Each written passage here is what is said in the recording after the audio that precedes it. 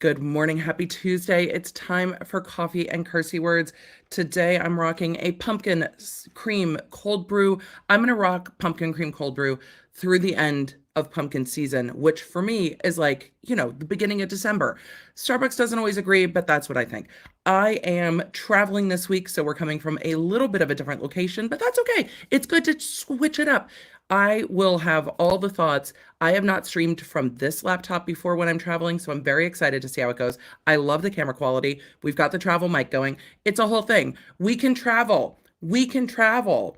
Chibi is in the chat already saying, wait, you don't get pumpkin spice until December. No, when they switch over to the holiday menu at Starbucks, from all the baristas who have shared the information with me, and I'm sure there's some in the chat, as the pumpkin cream ingredients run out, they don't send new ones because they've already moved on to the Irish cream cold brew. So it's a whole thing. It's a whole thing. So y'all let me know where you're coming in from, what you're drinking this morning. This is what we're drinking. Today we are doing a kind of an election day distraction stream. It's election day here in the US. I'm not covering the elections. I don't cover politics. And we're going to talk about some other stuff and some lawsuits that I've been wanting to get to because they're kind of fun. And we need a little bit of a silly lawsuit once in a while. So we're talking about food lawsuits. We're talking about Frozen getting sued. We're going to do a lot of Q&A. We've got a whole deep dive podcast episode coming for you tomorrow on the Emily Show.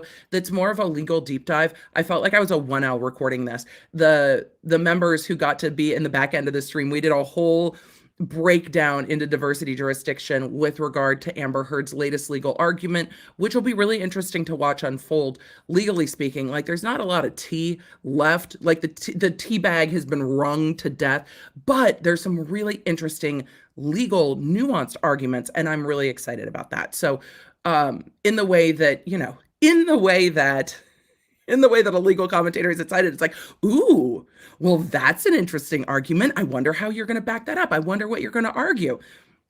For those of you complimenting my light, you will see my friend Octonation in the chat. I'm going to have to put a picture in the member spaces of what this setup looks like, but we are staying in a vacation rental. There was a desk up against the wall. I grabbed it and put it in front of the double doors. So I've rearranged the room to put the desk in front of the double doors because the double doors have all of the natural light. This is the secret. You have to sometimes rearrange your space. We're not just taking what we're given because this room was not set up for somebody to stream in it. It was set up to be a respite. But isn't it cute? It's so cute. So that's what we're doing. I'll share some of where we're at in the member spaces, but we're doing a bit of a distraction stream. Food, Frozen, some fun topics because it can be a very stressful day for many. I am traveling with a friend of mine who is actually in or running for a position in this election. If you have not voted in Los Angeles County yet, Barron for judge. Most of you have probably already voted early, though, I would imagine, because election day voting can be stressful. It can be a lot. So in Tennessee, we get the day off, or the kids get the day off from school for election day, and that's pretty incredible, too. So election day distraction stream. We're not covering it. We're just doing the things. We're just doing the things. So, get out and vote, make your voices heard. And with that, we're gonna roll into the other topics. So if anybody comes in asking me to talk about it, the answer is going to be no. During Q&A, will I talk about other things going on around the internet? Maybe, but I really want to talk about whether pasta is made in Italy and hot sauce that may or may not be made in Texas and Frozen. That's what I want to talk about today. There may or may not be Bailey's already in my coffee. Look, we're on vacation. It's election day. I'm very excited for the day we have planned. I'm going to stream and then we're going to do all the other things. We are with a group where being is such an important part of a vacation. Not planning, not doing, being.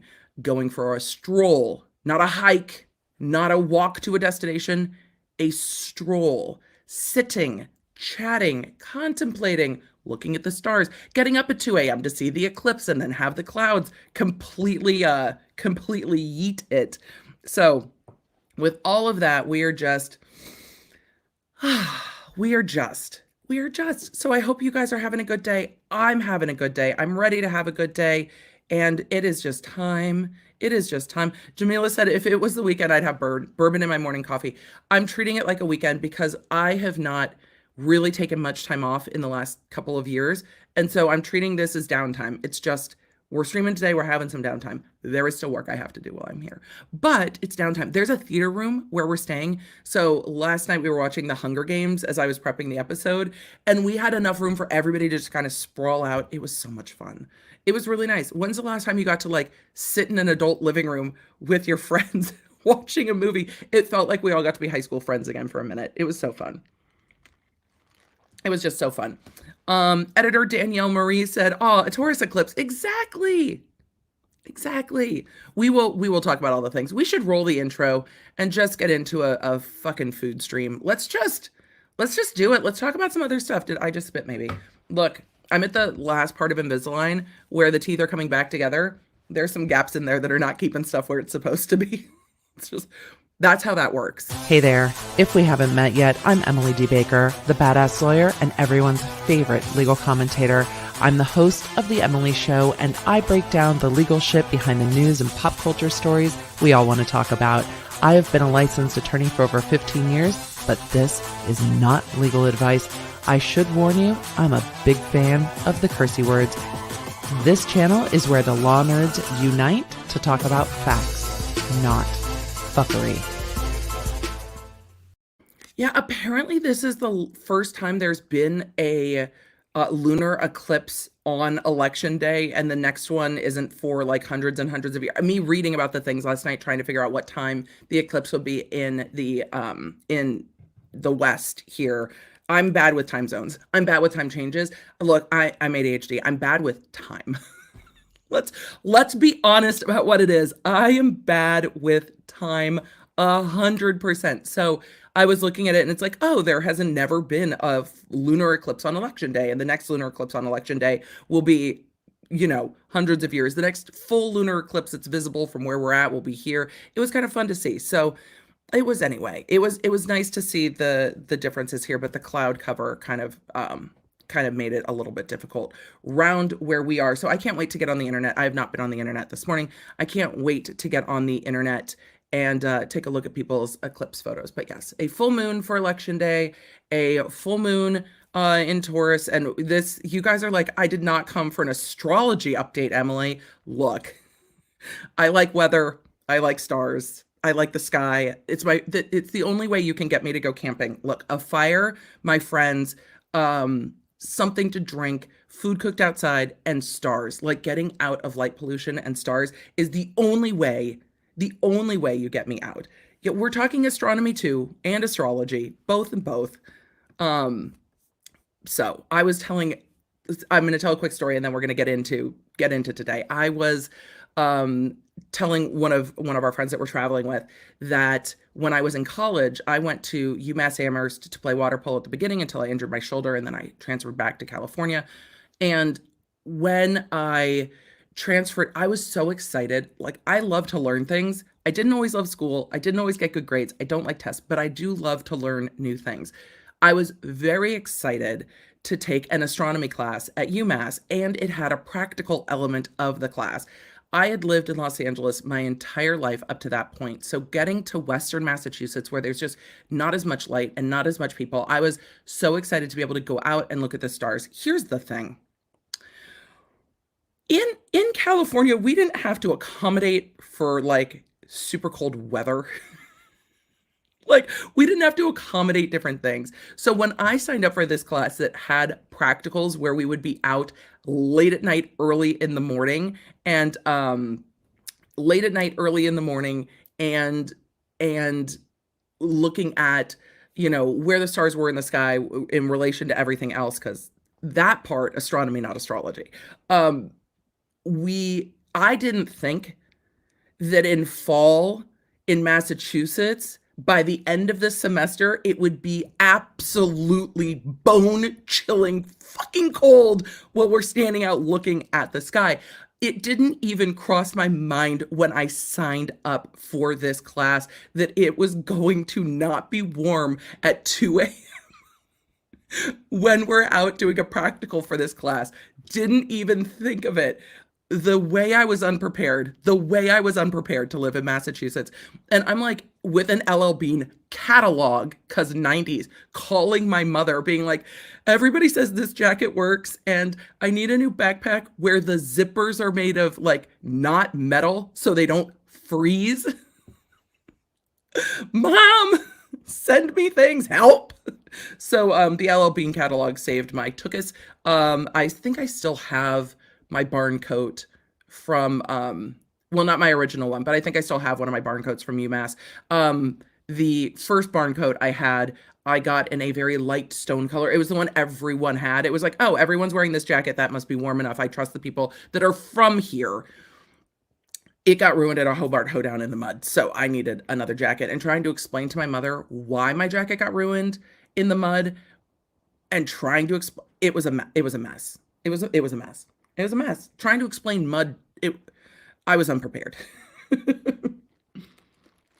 I was unprepared. I was unprepared.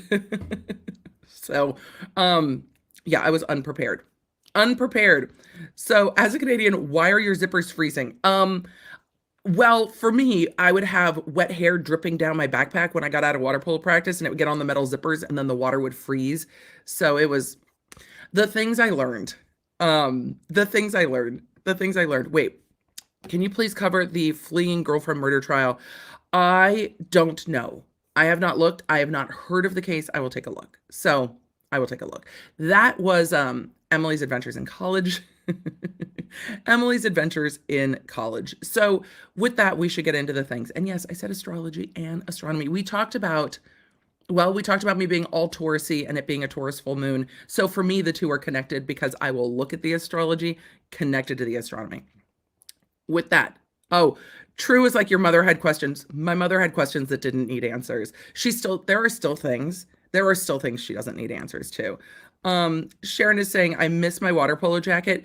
I completely understand that. I was looking at my kiddo as the football games are getting colder in Tennessee, and I'm like, y'all need our big puffy swim parkas. Like, that's what the band needs. The band needs big puffy swim parkas that say band on the back for these football games. The band stops performing when I was in band in high school up until the point that water polo took over my entire life. But I was in band my early years in high school, and we performed halftime all the way through the playoffs because it wasn't like 20 degrees. We didn't have to accommodate. Now they're like, okay, well, we're done with field shows because now the games are going to get too cold for the band to prepare. It was too funny. It was too funny. With that, it is time. We need to get into all of our topics for today. It's going to be more like a quick bits episode and then with some Q&A, which I think we all need.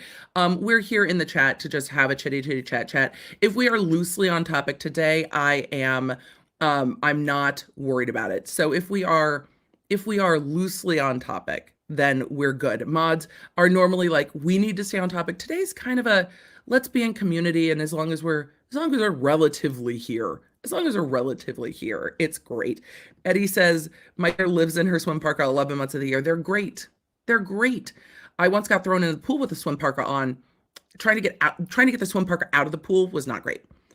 Lady, I'm going to say that wrong. Niltiatic? No. Something close. One year I went to my grandparents' house in rural Minnesota on the 4th of July, Northern Lights after fireworks on the lake. That's incredible. That would be incredible. I have never seen Northern Lights. It's one of those things on my bucket list. Okay, it is time. It is time that we swoop and talk about the things. But first, we're going to swoop because we have a sponsor. Yes, we do. We have a sponsor today because I am going to let you know about a sale over at Gerard Cosmetics. Y'all know how much I love my lightsaber lip glosses. Look, I grabbed my favorite colors and brought them with me. But Gerard Cosmetics has more than just lip glosses. They have incredible new lashes that come with a lash liner glue, so you're not putting on liner, then putting on glue, and then your glue completely destroys your liner. But the lip glosses are like the gateway because I can wear them, I can stream in them, I can talk in them.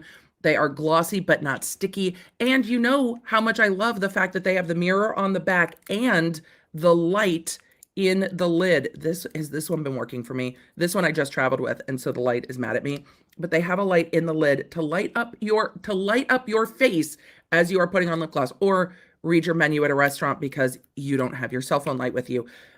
Pink frosting is my absolute bae color. I love it. But the ones I've been wearing recently too, because I don't mind more lip color, are Rose Hill and Passion. Passion is a collab. Rose Hill is not. These are these are the colors I've been wearing a lot. I'm wearing the lip liner in Bel Air today. I think it could be Cher. It could be Cher or Bel Air or both, because I interchange them all the time and I love them. But right now,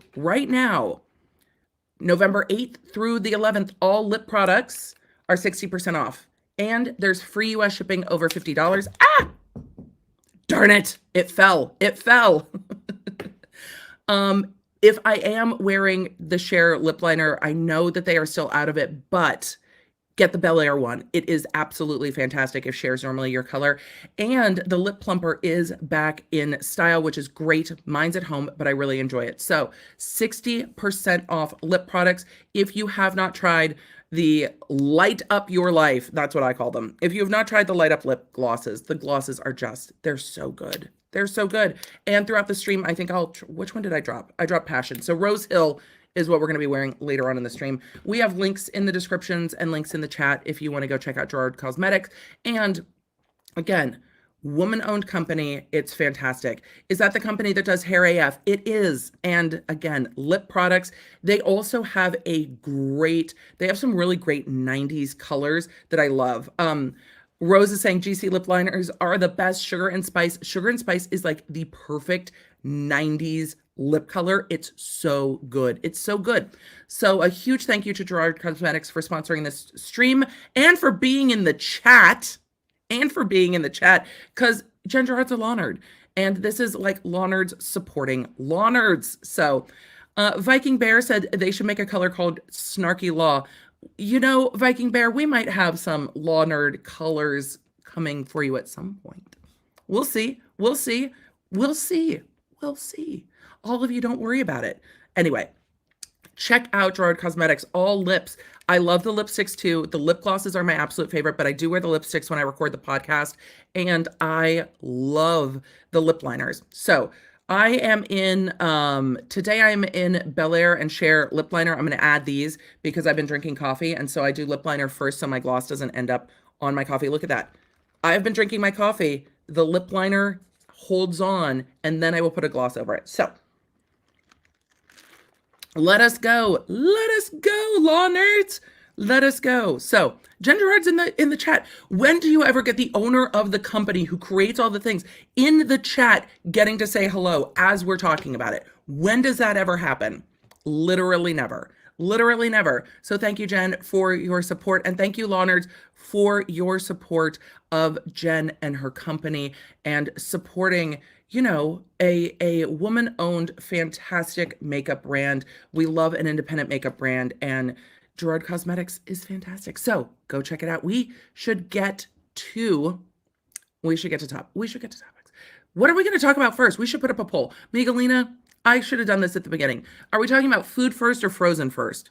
What should we talk about first? Chat, let me know. 1 for food, 2 for frozen, and we'll put up a poll. Let's just get into it. Me asking immediately for a poll and then swooping and not waiting for the response. What did I say? 1 for food, 2 for frozen? What did I say? Allegations and Shade needs to be an eyeshadow palette for sure. Allegations and Shade needs to be something. Because it's facts. Allegations and Shade is just facts. That's what it is. That's absolutely what it is. We are professionals here. I'm going to have to add a whap sound. Is it going to sound like macaroni in a pot? No. That's not what we're going to do. We're going to have to add something. I don't have my soundboard today. I feel like I want to do more things and I can't. I'm going to have to pull up our stories for the day so we're ready to go. We got a lot to do. So I forgot what I said. What did I say for 1 and what did I say for 2? Miguelina is going to let me know. She's going to be like, girl, this is what she said. I see a lot of ones. Damn good hair day. Color and chat with Joanna. Look, I wore a bun yesterday all day traveling. So here's the real tea. I wore a bun yesterday all day traveling because I don't want my hair down when I'm traveling. It'll get stuck. And I don't. I want my hair like back. So I wore a bun all day traveling and then slept in it and then pulled the bun down. The top, not as cute as we would like. That's why we've got my favorite Fax hat. I love this hat so much. We have some other versions of the Fax hat coming for you guys. Yes, we do. I love the Fax hat so much. I love it. I love it. I love it. So the hair looks good from here down. And since there's going to be a pool at some point today, I didn't want to bother. I didn't want to bother. We just wanted to do this. Frozen is winning the poll. All right, let's go for Frozen first.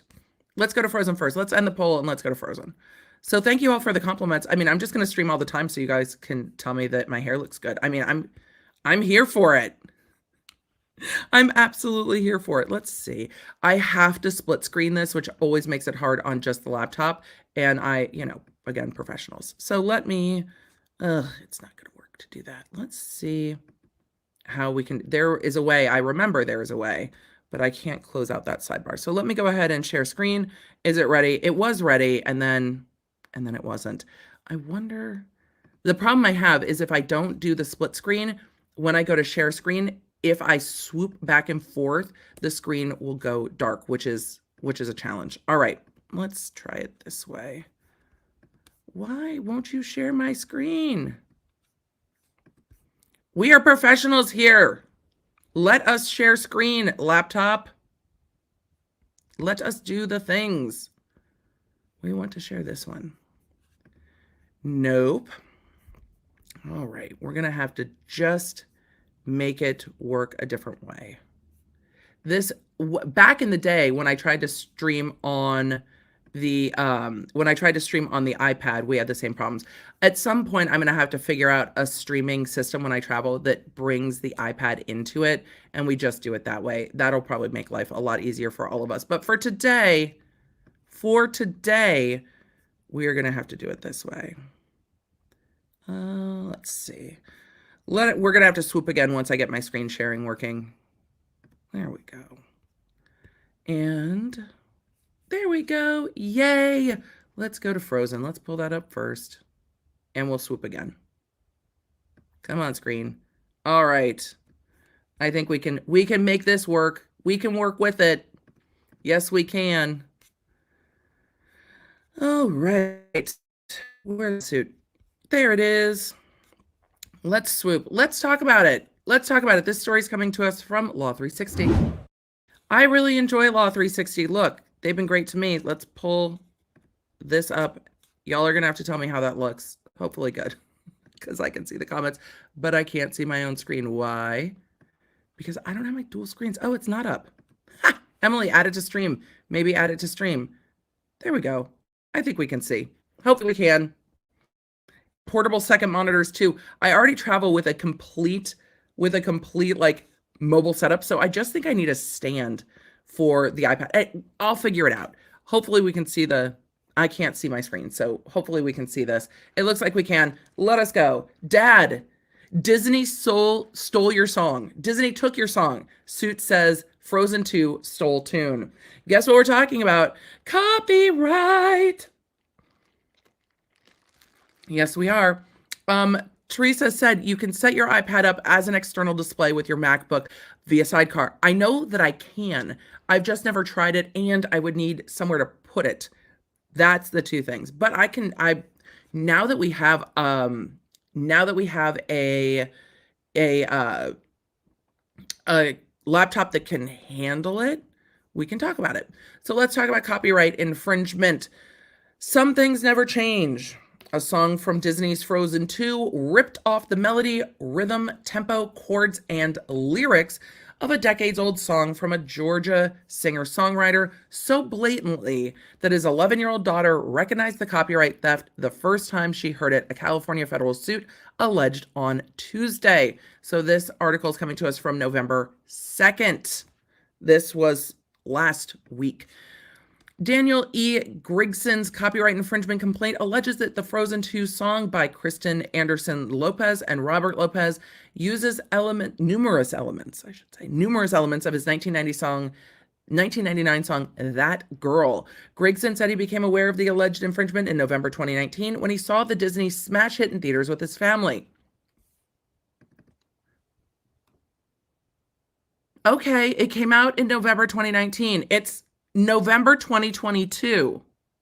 What if it was immediately apparent? I just have questions about why we're just waiting till now. Like, why are we waiting till now? Why? And I wonder if we were getting close to statute of limitations. I'll have to take a look.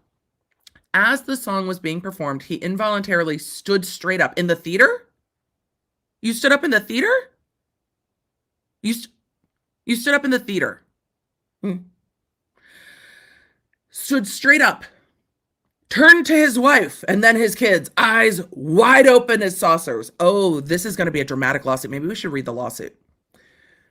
The close similarity to his own work, That Girl, was so striking that it caught him off guard. The beat, rhythm, feel, theme, words. He sat back down with his head in his hands. Oh! They're going to paint a picture for us. The complaint alleges that Gregson and another man wrote the song in the late 1990s, releasing it on several records and then on the internet in the following years. Gregson registered the song with the U.S. Copyright Office in 2000, the suit alleges. Well, if the song came out in 1999, that makes sense. Because it's YouTube, we can't compare and contrast the two, but y'all can. Let's see.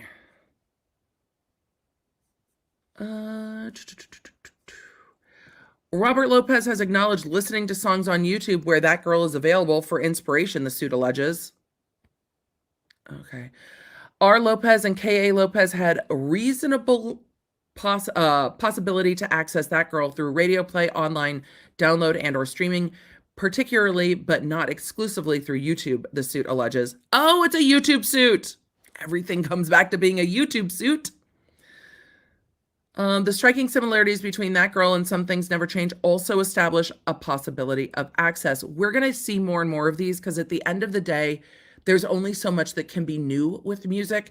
And I imagine, and this is from not reading the suit, first gut response, I imagine that if they're looking at this going, okay, these sound too close, then it ends up being, what's the royalties for it? Like, how do you pay to make it right? And everything's going to be sampled and you're going to need royalties at some point. That Girl contains the lyrics, some people never change, but inside they're still the same. I'm not criticizing anyone's lyrical styling. I am not a songwriter. I'm just saying, don't those things mean the same thing? Some people never change, but inside they're still the same. Isn't that what never change means? Some people never change. Well, Some Things Never Change includes the lyric, some things never change. Some things stay the same. Some things never change.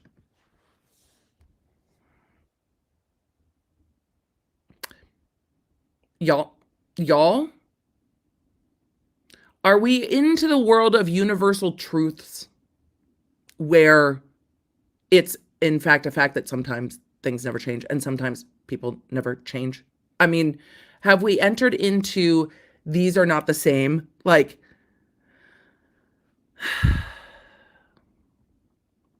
we still need to do a deep dive into Taylor Swift's Shake It Off lawsuit. Okay, I will probably have to do a podcast episode where I listen to these two, or maybe we'll do it for I Have Thoughts, just do a first look listening to the two.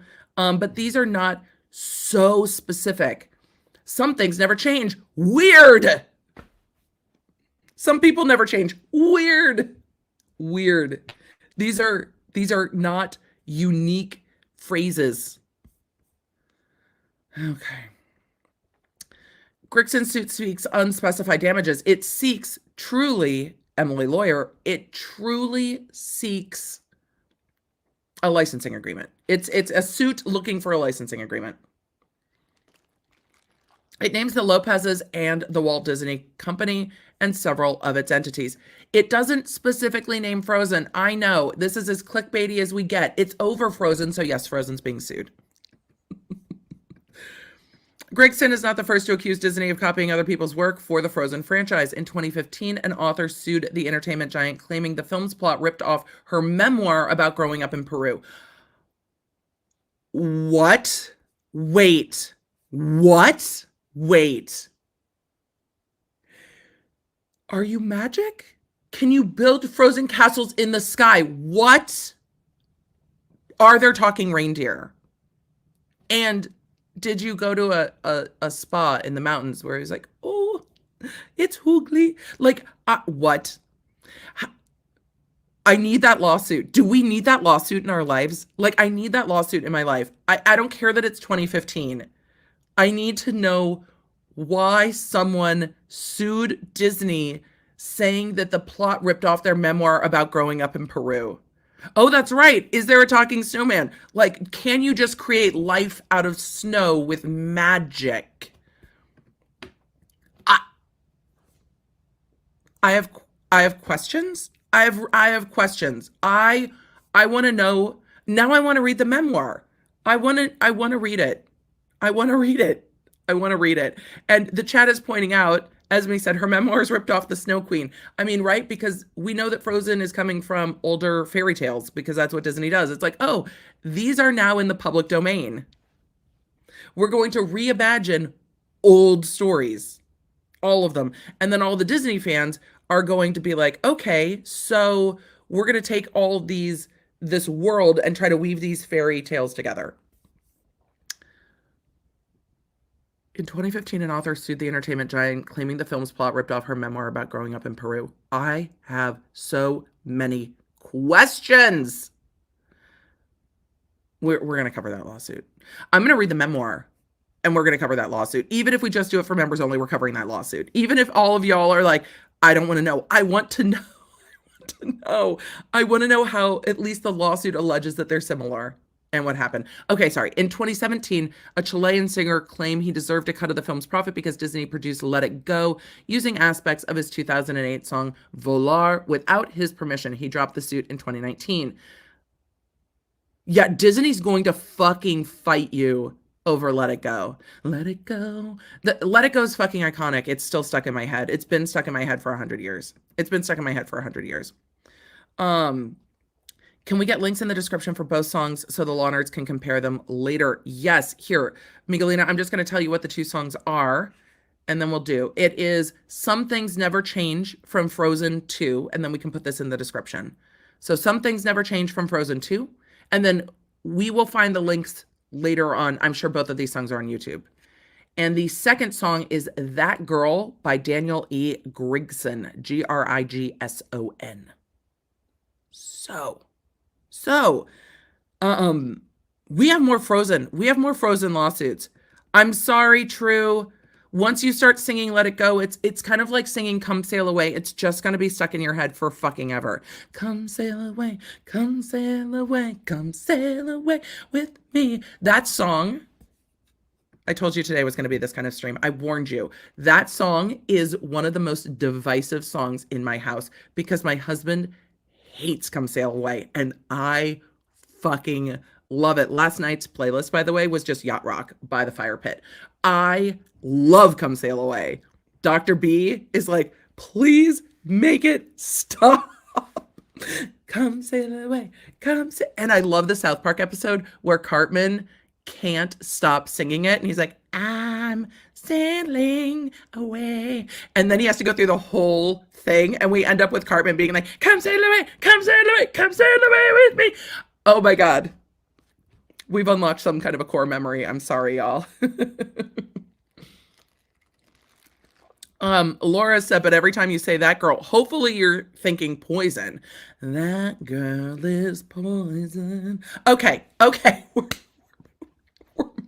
We're moving on. I told you today was going to be a lighthearted stream. It's going to be a lighthearted stream. We need to do a deep dive into how someone's childhood growing up in Peru was ripped off by Frozen and whether these songs stay the same. You guys, most of what you can throw at me in the chat, I've got a retort for. Kokomo's great. Kokomo's a great song. Down in Kokomo. Okay, we're not doing Emily's like ADHD mixtape up in here. Oh, maybe that needs to be the name. The Law Nerds playlist. Emily's ADHD mixtape. That might need to be it. That might need to be it.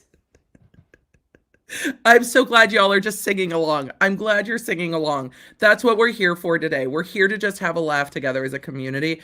And what I was not expecting was this 2015 lawsuit, the urge to deep dive it. And I'm like, no, we have to go talk about pasta. Let's take a look real quick at this. I think I can pull up the complaint. I think I grabbed it. Let's pull up this complaint real quick. and just take a sneaky little peeky. I'm really curious. Just I don't want to look. I'll look at the causes of action with y'all, but here's what I'm really curious about. I want to see the descriptions of the thing because once he stood up in the theater, eyes wide as saucers. I'm like, oh, oh, we've got to just, we've got to just. Sweet Caroline is one of the songs that they always sing at the football games here, and I love it. I love it. I love a Sweet Caroline sing along. I saw Dave Matthews perform Sweet Caroline once in my life in Las Vegas. I think it was 2008. No, maybe after. I just had knee surgery, but I've had two. But I was still in a knee brace. It could have been 2008. Anyway, saw Dave Matthews in Vegas, sang Sweet Caroline. The kids sitting behind my friend and I were just like, oh my God, is this a new Dave song? And when I tell you, my head spun around like something out of The Exorcist. We were just like, what? No, Sweet Caroline is not a new song by Dave Matthews. What? How many people go to the shows and don't know that Sledgehammer is not a Dave Matthews song? I now have questions when people don't understand the covers. Anyway, we were just like, I practically levitated. I was like, how do you not know? How do you not know? Savon said 2 knee surgeries. Oh, we don't want to go through my whole history. My orthopedic surgeons and I know each other well. I am not built. I am not built well. There was a defect in the making. I have had the orthopedic issues that I have had, the knee surgeries, the back surgeries, the shoulders, just so many. All right, let's go do a quick peek at the complaint in this Frozen case, because once we got to eyes wide as saucers, I know we're going to have some very, very interesting descriptors in this lawsuit. So, Miguelina, if I go to pull something up and it doesn't show up, will you just tell me in the back end? Because I truly cannot see. I can't monitor my screen. All right.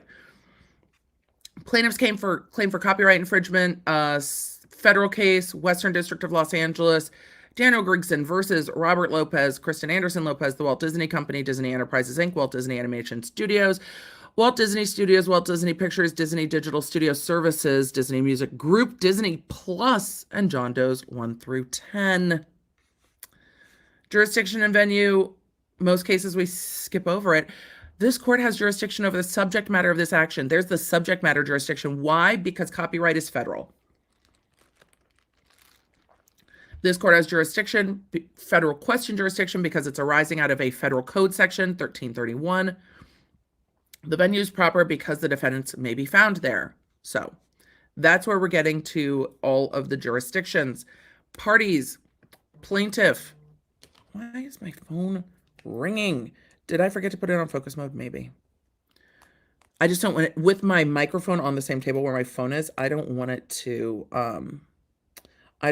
be loud. Hold on. What? Focus mode. Focus. Focus.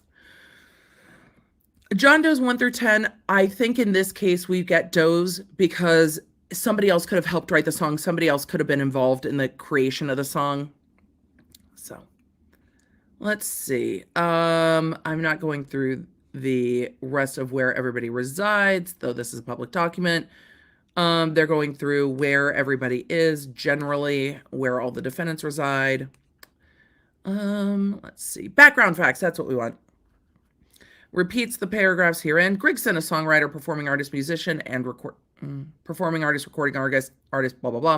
In 1996, he started Pelican Records. In 1999, Pelican Records released the CD Planet Necco. Wait, like the candies? Like the Necco wafers? Huh. I have questions. Planet Necco, which included the track That Girl Is Boy. No, different song. Now it's stuck in my head. Chat? Thank you for making a connection that wasn't happening in my brain that I now can't get rid of. That Girl, which is available for streaming, download, and purchase on mp3.com. mp3.com exists? They're saying that. Emily, are you an Apple loyalist? And yes, I am. Yes, I am. I see that Sayok is saying Neko, Neko, is cat in Japanese. It was the spelling. It was the spelling that gave it to me. Mighty Muffin said, you mean the chalk wafers. That's exactly what I mean. I mean the chalk wafers. That's exactly what I mean. Necco. Isn't that the same as the candies? Anyway. Wait, you guys are saying that one is Necco though. That's true. Wait, this one's Necco. Isn't that the same? All right. Continuing on, Planet Neko, which included the track That Girl, which is available for streaming, download, purchase. Gregson and Neil Bedford Bryant are the authors for the words and music for the song. In 2000, Gregson applied for copyright registration for Breakfast Songs Volume 1, which included the track That Girl. In 2000, Pelican Records released the CD Cinco de Neko, Musica Suave. Rico Suave. Oh, this is just the way today's going to be, I warned you. Which included the track That Girl. In 2001, Pelican Records released Blue Hair Day. Wait! I love that we're talking about fun hair colors. Blue Hair Day, which included the track That Girl. Was this their most popular track? Available in hard copy, download, and streaming. Well, what kind of hard copy? Was it a CD?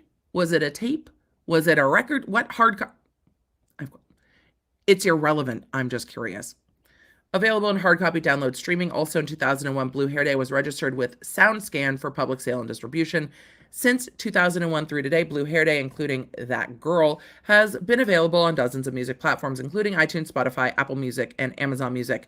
Between 2001 and 2014, That Girl streamed on TrueSonic/Mood Music, commercial streaming platforms more than 100,000 times. Grigson, hey, let's get this video to over 100,000. Let's do that. Let's do that. Let's get this video to over 100,000. Just for funsies. It probably will, but I'm just saying for funsies. If we're doing streaming numbers, let's do that. In 2007, Grigson started the Environmental Club Youth Group, which maintained a website, Facebook, and YouTube page to share original written music for and with kids. In 2008, lyrics for the song Trini, recorded by kids, was used and reprinted with credit in a book released by Chicago's Shed Aquarium. Oh, we've reached the resume part. We've reached the resume part. I love the resume part. So we're going to learn a little bit about who Plaintiff is. Plaintiff is great. Plaintiff is a professional. Plaintiff does all of these things. Bad Disney for stealing from Plaintiff. If they call Disney an evil corporation, I might fall over. All right. Also in 2008, Pelican Records released Voices, a CD of original music written for and with kids. It remains available online. In 2009, they released Do We Care? We Care a Lot! This is a CD of original music written for and with kids. It also remains available for online streaming. Look, when my kids were little, we listened to a whole lot of the kids' music by They Might Be Giants. Like, a whole lot of it. It was my favorite kids' music ever. It still holds up. It still holds up. In addition, in 2009, Grigson received the 2009 SeaWorld and Busch Gardens Environmental Excellence Award for his work writing, producing, and releasing and teaching kids through creating music. This is a national award with an award ceremony at SeaWorld in Florida, and it was covered in the news. Look at that. Look at that. In 2009, Grigson stated the Maasai Music Project. For the first time ever, kids from the United States worked with kids in Africa to create original music together. That actually sounds really cool. That actually sounds really cool. A person-to-person collaboration across continents and cultures. The project continues to this day and has been publicly available online since its inception. Grigson has returned to Africa 3 more times to continue the project, which is promoted on Facebook, YouTube, and Insta. Between 2009 and 2014, Grigson, first through Pelican Records, then after Neko Records, produced live music performances featuring kids and original songs, and that's all listed here. In 2016, Grigson, all of you are like, is this relevant? This is the resume. Is this relevant? No. But yes, because it's like, why does it matter? It's because this is a professional who does all of these other things with music. In 2016, Grigson started the Sprout Experience, probably not related to a grocery store, an educational nonprofit with a mission to create and sustain immersive youth programs that encourage a love of learning, foster social emotional growth, promote global citizenship, and have long-lasting impact on the lives and learning of its students. They had a songwriting workshop. Okay. By virtue of his authorship, Exhibit 1, and assignment from Neil Bryant Bedford, Exhibit 2, Grigson is the sole owner of rights. So the other person assigned the rights to Grigson at some point. Those are attached as exhibits. And he's going to say, I'm the copyright holder. You can't use my shit. Upon information and belief, R. Lopez has publicly admitted he always loves to listen to other songs that could be useful to draw inspiration and loves watching any kinds of YouTube. Neither kinds of opera. And anyway, R. Lopez purports to be a co-author of the song Some Things Never Change from the animated feature film Frozen 2. K.A. Lopez purports to be the co-author of the song Some Things Never Change. Upon information and belief, they wrote the musical composition for Some Things Never Change at the direction of or in concert with the Walt Disney Company and affiliated companies. It was a work for hire. These are all kind of the legal foundations to this. I want to get to the other facts. Frozen 2 was released in theaters across the United States November 27th, 2019. Frozen 2 became available on DVD and Blu-ray from the Walt Disney Company through Disney Digital Studios and affiliated companies on or about February 25th, 2020, and continues to be so available. The film Frozen 2 also has been and continues to be available for streaming from Walt Disney Company through Disney Plus and others. Affiliated companies, let's see. Grigson first heard the song Some Things Never Change while attending the film Frozen 2 during the week after its release on November 27, 2019. As the song was being performed, he involuntarily stood straight up, turned to his wife and kids. There's the dramatic reading we were looking for. His eyes wide open as saucers. The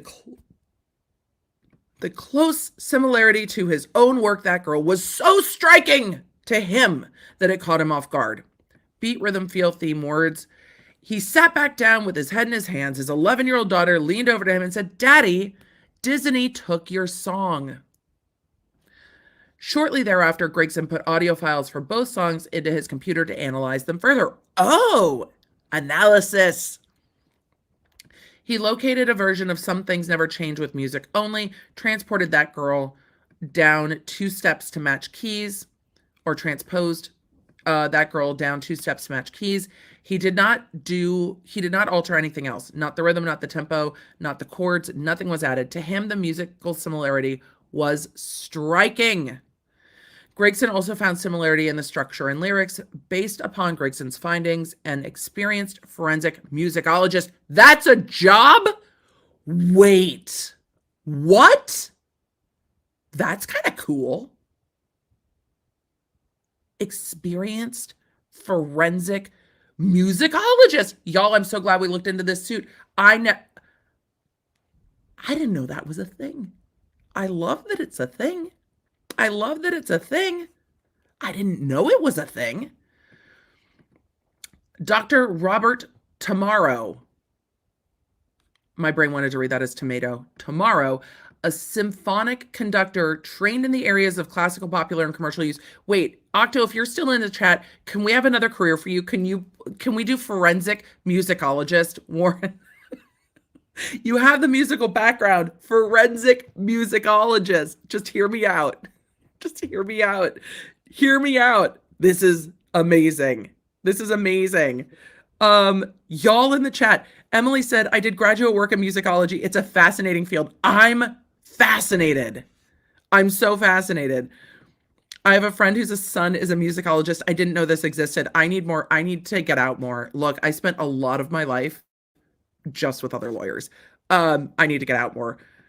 Let's see. Aussie Annie said, a great job in case someone kills a song. There you go. Musicology. Musicology typically pertains to the anthropological influence of music. That's interesting. Emily trying to add to Octo's CV. I do that. I definitely do that. I do that. All right. He's a symphonic conductor trained in areas of classical, popular, and commercial music with experience in the techniques of the recording studio and in recorded music, as well as in guitar performance of a professional guitarist. We are professionals. We are professionals. Was retained to perform a comparative analysis of That Girl versus Some Things Never Change. I appreciate that they did their research. They're like, look, it sounds similar to us, but let's go to someone else who didn't write it, isn't as close to it. Let's go to someone else and see what they have to say. I really love this. I really love this. Thank you, Moni. Moni's like, I replied to your tweet with a comparison. Fantastic. I will do a comparison at some point, not on YouTube, because YouTube is wont to get all crazy about the copyright music stuff. I like that they did an analysis. Like, I'm here for it. Preliminary and further analyses were undertaken using several methodologies. Recording analysis, which involved identification and differentiation between two recorded works in terms of melody, harmony, and or digital signals in the exact form in which they were recorded. Compositional analysis, in which similarity is established by a reductive approach. A temporal or timeline analysis. We've slipped into Doctor Who. Time is a construct. It's timey-wimey. That's not what it means in music, I know. A temporal or timeline analysis in which songs are mapped as a timeline. I love a good timeline. And an important lyrical and structural elements are cited and compared and explained, and an audio analysis. Forensic musicologist Dr. Tomorrow found 8 significant similarities shared by That Girl and Some Things Never Change in the following areas: melodies and melodic structure, music form and music gestures, rhythm section parts, tempos, chord progression, cadences at the end of the choruses, cadences at the end of the choruses, lyrics and arranged lyrical structures. A temporal or timeline comparison of similarities in the lyrics and in the forms of arrangements in both songs show that each chorus has the same or similar words that appear in the same order in each chorus. Below is a comparison of 3 lines. We talked about that. Some people never change, but inside they're still the same. Some people never change. Some things never change. Some things stay the same. Some things never change. Okay. They also got into the structure of a song. I have a question, not an expert in music.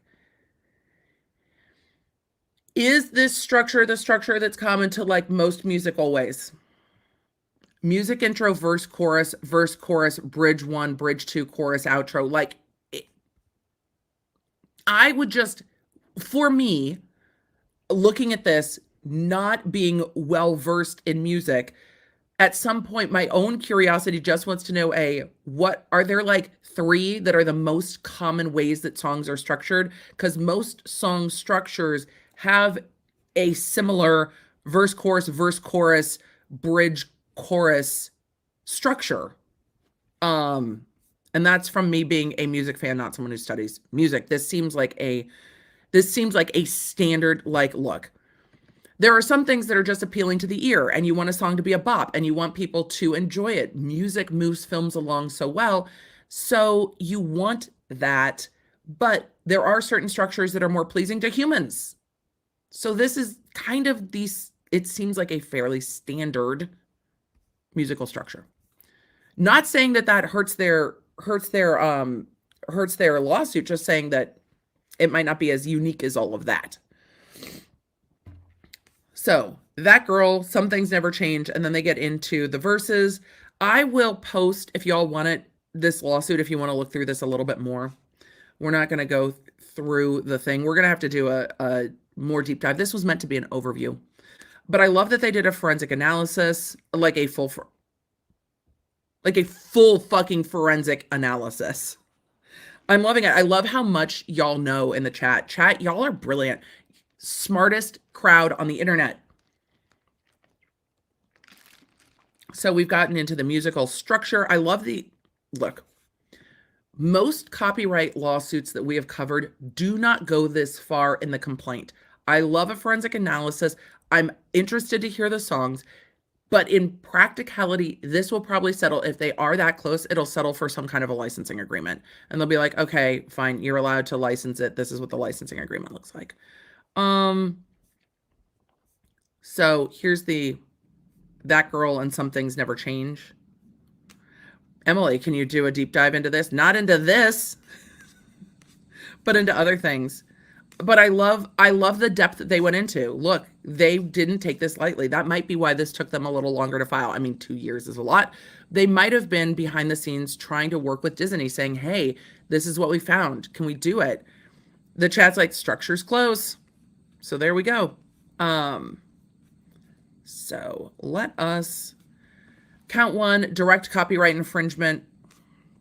Count 2, right to reproduce the musical composition. Copyright has 2 aspects of music. Here, let's do it this way. Has 2 aspects of music, not just the lyrics, but also the musical composition. So there's 2 parts to this, and they're acknowledging that. Count 3, right to prepare derivative works of the musical composition. Right to distribute the musical composition. Right to publicly publish, right to reproduce the sound recording. Difference between, again, lyrics and music. Right to distribute the sound recording, right to prepare derivative works of the sound recording, right to publicly perform the sound recording. They went in. Indirect infringement, and then prayer for relief. I actually think, y'all, I might follow a little bit more. I want to go take a look, and I want to go take a look at the songs, and I'll probably do an episode on that. And maybe we just put it on the audio, a podcast episode, because well, we can on the podcast a little easier. And then if we throw it in a podcast episode, we can just let it get copy claimed here on YouTube and not worry about it so much versus throwing that in the middle of a live stream. Janet Williams says it was 2007 at the MGM. I was there. I was there too. Thank you, 2007. I couldn't remember exactly when. I'm real interested. I'm real interested in listening to the songs. I love the forensic breakdown. So we'll do another episode. I'll just put it together with the Taylor Swift one we've been wanting to do and listen to the music together and do a music episode in a podcast episode where it's more friendly to distribution, because I want to put that somewhere if YouTube's going to get cranky about it, because it will, even though it's for educational purposes, even though it's not copyright infringement, it will have some quirks, and I would rather get on with the rest of the stream today, but we'll do that. I'm fascinated, y'all. I love a forensic analysis of music. Here we go. All right, let's go, Frozen Lawsuit. We'll take a look. This is going to be really interesting. We've been needing to do a music episode, just like we've been needing to do another food episode. So we'll do another music episode. And we'll take a look at both this and the Taylor Swift Shake It Off lawsuit. But for now, we need to move on and talk about food. I'm ready. We're going to start with me needing to change the screen that I'm sharing and see if I even can. Where is it? All right, let's see if we can share this. I don't know. Oh, let me just go find it. I use a lot of Apple products, so I use Apple News a lot, but it's harder to screen share when I pull news stories from Apple News. So let me go find this source article real fast so I can pull it up for y'all. No, yes. Should I have done this sooner? Probably. But this story came right up. All right, let us swoop. Swoop-a-doop. And we're going to talk about Barilla. You guys know Barilla pasta? Let's talk about it. Do we have any Italians in the chat? Look, Italy, where are you at? We've got questions. We need to talk. All right. Marketed as Italy's #1 brand of pasta, Barilla sued over product not being made in Italy. Hint, both lawsuits that we're talking about today with the food are over where the fuck the food is made. So, apparently Italy's #1 pasta is not made in Italy. Did y'all think Barilla was made in Italy? Let's put up a poll for those of you that are familiar with Barilla pasta. Miguelina, will you put up a poll and ask, did you think Barilla pasta was made in Italy? Yes or no? Let's put up a poll and let's take a look. So, marketed as Italy's #1 brand of pasta, Barilla sued over product not being made in Italy. I am shook-ith to the core. Advertised as Italy's #1 brand of pasta, the popular brand Barilla will face a lawsuit over accusations it misled consumers to believe products made in Iowa and New York City, were actually made in Italy. A federal judge on Monday denied Barilla's motion to dismiss a class action lawsuit accusing the company of misrepresenting its products. So um we've already gotten through the initial the initial phase of litigation. Complaint was filed, the complaint was filed, a motion to dismiss was filed, and then the motion to dismiss was denied. So this is moving forward. Let's see. I Julia, my Italian immigrant family only buys pasta imported from Italy. Barilla or anything from the supermarket is a big no. See, there we go. There we go. Um, and then Kim said, I don't care where it's made, I like it. And that's probably the facts. Reminds me of the salsa commercial. That's why I said what I said. New York City. Were those pace salsa commercials? These are commercials from like back in the day, but oh for fuck's sakes. Oh for fuck's sake, Trisha says Barilla isn't made in Italy. Apparently, Val said the inexpensive price should be people's first clue. What's interesting is there are a lot of laws regarding how you're allowed to advertise things and whether this is like a false designation of origin. So is this misleading people to think that this is, actually made in Italy? But it doesn't say. It says Italy's number one brand of pasta. Does that mean that Italians like it the most? I'm gonna guess no, they don't. But is that what they're insinuating? Hmm. Hmm. So Jody said, my family never even heard of this pasta until we came to this country. I mean, it's fair. It's like, what are they? Outback Steakhouse. Is it Australian? Probably not.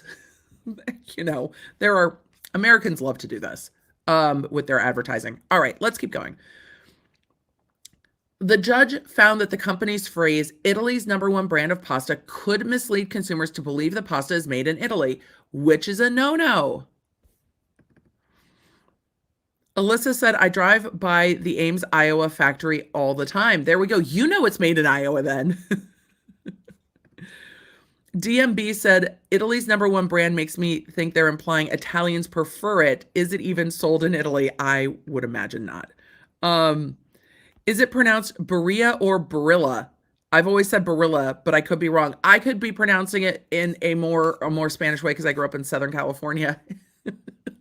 Don't assume that you're pronouncing it wrong. Assume that I'm pronouncing it wrong. Look, the ADHD and the dyslexia play in such a way that when I absolutely try to pronounce things, I will get it wrong. Sometimes it will just get lodged in my brain to the point that it cannot come out. I pronounce things wrong all the time, including adding things that aren't there. I was talking to my friend who I'm actually here for election night with, Abby, and she's like, wait, where are you? And I'm like, I'm outside of Atlanta. She's like, where? And I'm like, I don't know, like Buckethead. And she's like, I'm sure it's not actually Buckethead. And I'm, oh, no, you're in Buckhead. But in my letters, it's terrible. I just do it. I thought it was pronounced Barilla and not Barilla. It might be Barilla. It could be. Chat, we can just take a vote. Per Google, Barilla. I've always said Barilla. I don't know. We're going to go with tomato. I've always said Barilla. I'm going to get it wrong all the time. I'm going to just completely fuck it up. Donna said the entire packaging is in English. This assumes that people know that if it was imported, that the packaging would also not be in English. It would be in Italian. So, all right, let's keep going. Mexico's number one American restaurant is Taco Bell. That's hilarious. All right. Pronounced Barilla. The people in the commercial say it that way. Perfect. We're going with that. We're going with the way I was pronouncing it. We'll continue to have conversations about the way my brain does things that aren't appreciated. All right. The judge found that the tagline, Italy's number one brand of pasta, could mislead consumers to believe that the pasta is made in Italy. Barilla also features the green, red, and white colors of the Italian flag on the signature blue boxes. In addition to asking the court to stop Barilla from using Italy's likeness and marketing. Oh, Italy has come into the chat. They're like, do not Do not tell people that that is Italian pasta. Fuck all the way off. No, Italy didn't sue. This is a lawyer who was like, what we're going to do. What we're going to do. In addition to asking the court to stop Barilla from using Italy's likeness in marketing the product, plaintiffs are seeking monetary compensation, claiming they overpaid for pasta. I assure you that if you thought you were getting actual Italian pasta and you're buying Barilla at the supermarket, which by the way I like, you are not overpaying. Imported pasta is going to cost you more than what Barilla. What? All right. Barilla originated as a bread and pasta shop in Italy. Barilla originated as a bread and pasta shop in Italy. So is this a heritage thing? But is now based in Illinois. Barilla argues that the trademark is used to invoke the company's Italian roots through generalized representations of the brand as a whole, not to mislead buyers. The judge's decisions comes on the heel of a similar complaint filed by the makers of Texas Pete hot sauce. We're going to get to that next. Texas Pete comes next. What does the lawsuit claim? In the original complaint, Matthew Cintero and Jessica Prost said that because of how the company's products are advertised, they purchased multiple boxes of Barilla spaghetti and angel hair pasta with the belief the pasta was made in Italy with Italian ingredients. The complaint says Barilla doesn't exclusively use Italian wheat. Y'all are expecting the extra mile from the supermarket pasta. Like, what? What?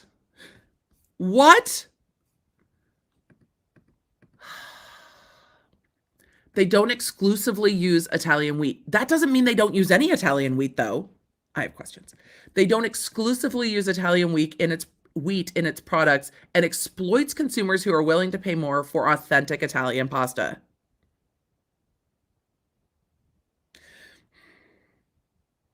The company is accused of using deceptive advertising and marketing to charge more and increase profits.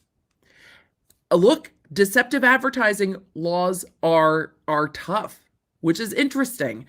You guys are like, this is a ridiculous thing to sue over.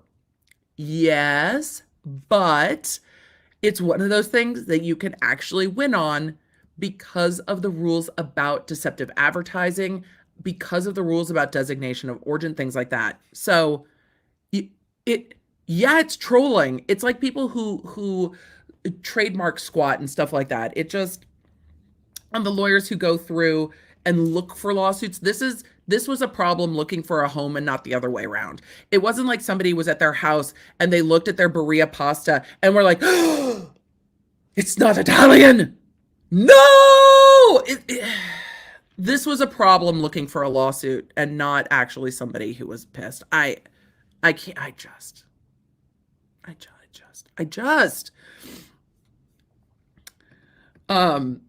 Fired Up Ginger said when it's advertised in a 10 for $10 sale, it's not imported. Look at y'all using like logic and shit. It is good pasta though. I like the pasta. I've just never really thought it was imported from Italy. All right. The plaintiff also claims Barilla had an unfair advantage over lawfully acting competitors at the expense of unwitting consumers. Barilla did not immediately respond to USA Today's request for comment, probably because they couldn't use their nice words. That's why. Should we look at this complaint just a little bit? We need to look at this complaint just a little bit. Wiggle it just a little bit. Jen says, my Nona would have been so offended if I bought Barilla and cooked it for her. Rumo is one of the best kinds. I saw it everywhere in Italy. There we go. Yeah, we don't, that's the test. Like, can you serve this to Nona? And if you can't serve this to your Italian grandmother, it's, that's the test. I think that should be the legal standard. I'm being facetious. All right. This is not just a lawsuit. This is a class action lawsuit. This is a class action lawsuit. The only class action lawsuit regarding pasta I want to see is the class action lawsuit for the fact that every single pasta brand was sold out like March, April, May 2020, except for Banzia or whatever it is that's made out of chickpeas. Please don't make pasta out of chickpeas for me. Only thing on the shelf when we could not even buy pasta. I'm offended. What I would have loved to have seen the familiar blue Barilla boxes. That's what I was looking for, not Banzia. No, that's not what it's not what anyone wanted to eat. It's why it was the only thing on the store. That's the class action lawsuit. Chelsea said, "This is a lawsuit because of the defendant's greed."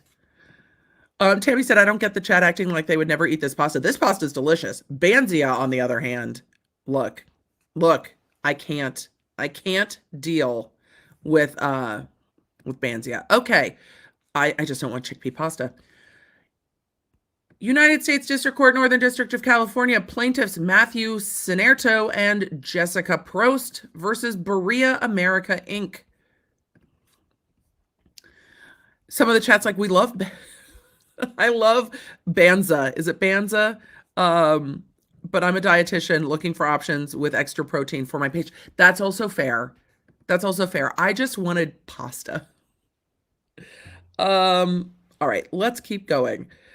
Lee said, "I just make my own noodles, so I can't really comment." I want to live your life, Lee. It seems like such a cathartic process to make your own noodles. Anyway.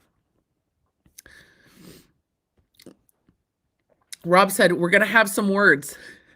I wasn't hungry until you started talking pasta, and now I'm looking for unhealthy lunch options." Oh, Rob, enjoy some lunch. But then again, I'm not here for dietary advice. Let us continue.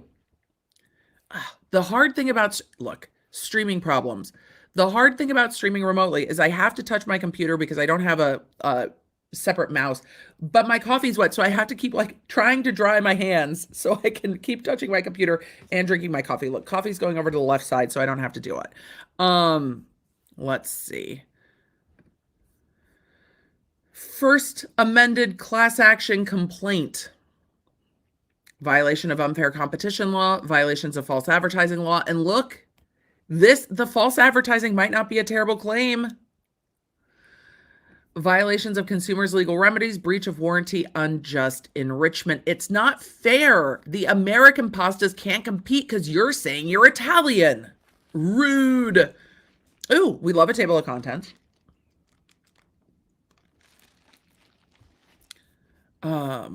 Let's see. Yeah, S. Moore said, "No dietary advice as we watch you drink pumpkin spice for 3 months a year." Yeah, I make no bones about it that I am not the one to look for that. No. Nope. Definitely not me. Let's see. We're not a lifestyle influencer up in here. I enjoy the shit that I enjoy, and I will tell you about it. So, factual allegations, consumer demand for authentic Italian-made pastas, defendants' brand strategy and long-term standing market campaign, plaintiffs and reasonable consumers were misled by the challenged representation into buying the products to their detriment, consistent with defendants' deliberate marketing scheme to exact a premium for their falsely advertised products. The products are substantially similar, no adequate remedy. Count 1, unfair, fraudulent, unlawful. Count 2, count 3, count 4, count 5. Introductions. Synopsis. We're not going through the whole thing. We're not doing a deep dive. We're just doing an overview because we've got one more food lawsuit and then we're going to go to Q&A.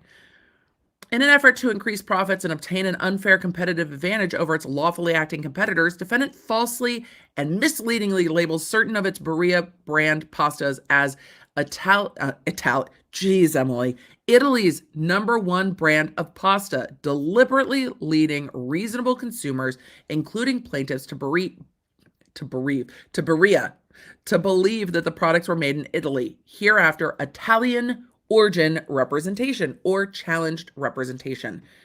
Defendant reinforces the challenge representation on the products by replicating Italy's national flag's green, white, and red colors. See the green, white, and red flowers or colors. Let's see. fair and accurate description of plaintiff's front packaging from each of the 5 product lines, classic blue box, and then the other boxes are below. Classic blue box, Italy's #1 brand of pasta. It says it down here under Barilla. And then it goes into talking about the other things. I wonder if it says anywhere else where it is made. This is the other types. Their gluten-free pasta, by the way, is real good. We like their gluten-free. Amy's like, lol, it says made in the USA on the label. It might, which again should be an issue. So al dente perfection in 7 to 8 minutes. Italy's #1 brand of pasta, gluten-free. So it might. I don't have a box of pasta with me. This is their veggie pasta. So they've got all the photos. We love photos. Whole grain pasta. The depiction of the challenge representation. The challenge representation has misled reasonable consumers, including plaintiffs, into believing that the products are made in Italy. However, contrary to this labeling, the products are not made in Italy. The products' ingredients are not from Italy. The products are not manufactured in Italy. Rather, the products are made and manufactured in Iowa and New York, with ingredients such as the main ingredient sourced from countries other than Italy. Footnote 1. Where are they getting their wheat from? All right, let's take a look. See Exhibit 3F, FAQ company related. Barilla pasta that is sold in the United States is made in our plants in Ames, Iowa and Avon, New York. Barilla purchases its wheat from around the world. Okay.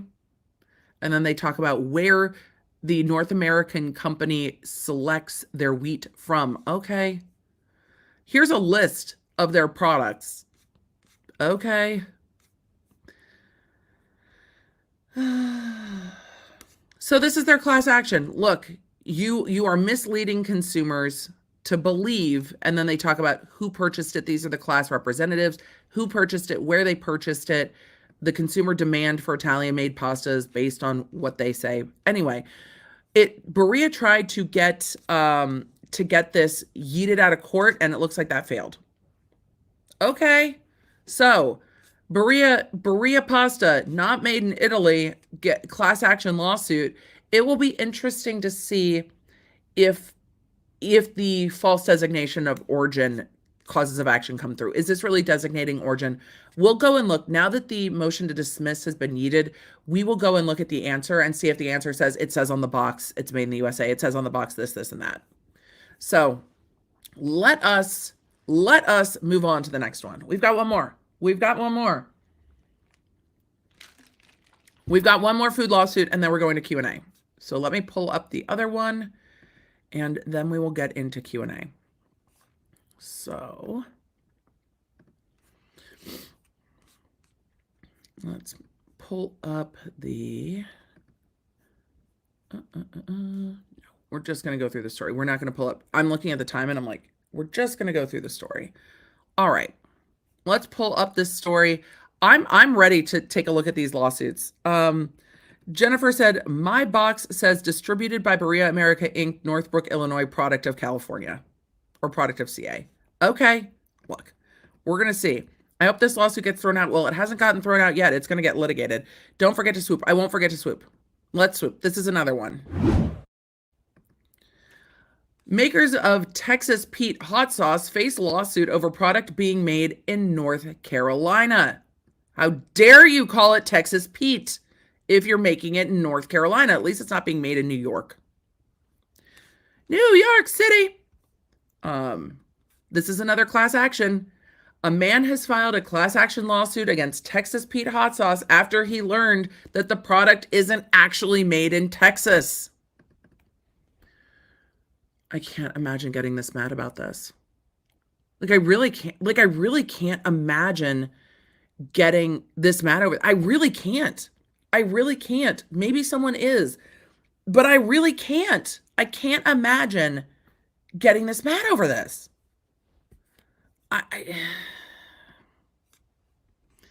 A man filed a class action lawsuit. Instead, the product is made in Winston-Salem, North Carolina, which the lawsuit claims is false advertising. These are going to be the same types of arguments made in the other one. You said it's from here, but it's actually from there. I bought it because I thought it was authentic Texas hot sauce or whatever. When California resident Philip White purchased... Philip, I need to understand why you're so mad. Like, why are you so mad, bro? I just don't understand. When California resident Philip White purchased a bottle of Texas Pete at Ralph's supermarket in September 2021, he believed it was made in Texas, according to the complaint. I can't imagine going to a lawyer and being like, you won't believe this shit. I bought Texas Pete hot sauce, and it's not from fucking Texas. And I am so angry. I am so angry that I can't. I want to sue. I want to hire lawyers to sue. And lawyers are going to take this on contingency and be like, well, if we win, we get paid. And with the deceptive advertising rules, they might win. I think this bottle, well, we'll keep going. I think this bottle actually says it's, not made in Texas. The lawsuit said White wouldn't have bought the Louisiana-style hot sauce. Wait a second. Is it Texas hot sauce or Louisiana hot sauce? So you're saying that it is a Texas Pete hot sauce that's Louisiana or Louisiana-styled hot sauce that's from North Carolina? It's just, it's well-traveled. It's well-traveled hot sauce. Well-traveled. The lawsuit says that White wouldn't have bought the Louisiana-style hot sauce or would have not paid as much for it if he knew its origin. The complaint alleges makers knowingly capitalized on consumers' desire to partake in the culture and authentic cuisine of one of the most prideful states in America. What? I'm sorry. I can't imagine just being in California and being like, I'm buying Texas hot sauce, and being like, I did something there. I want to take part in the authentic cuisine of Texas by buying a Louisiana style hot sauce. I can't. And under the laws, y'all, under some of the deceptive advertising laws, it might work. Like, you can't deceive customers. But is this deceptive, or is it just you? Like, I'm sorry. I can't with this. Like, are you really that mad? Are you really that mad? Like, I'm sidebarring myself. Is your life so good that the thing that you are so angry about is that a Louisiana-style hot sauce is called Texas Pete and you purchased it? How nice is that? Or is it a money grab? Which, with a lot of these lawsuits, I have to feel that it is. But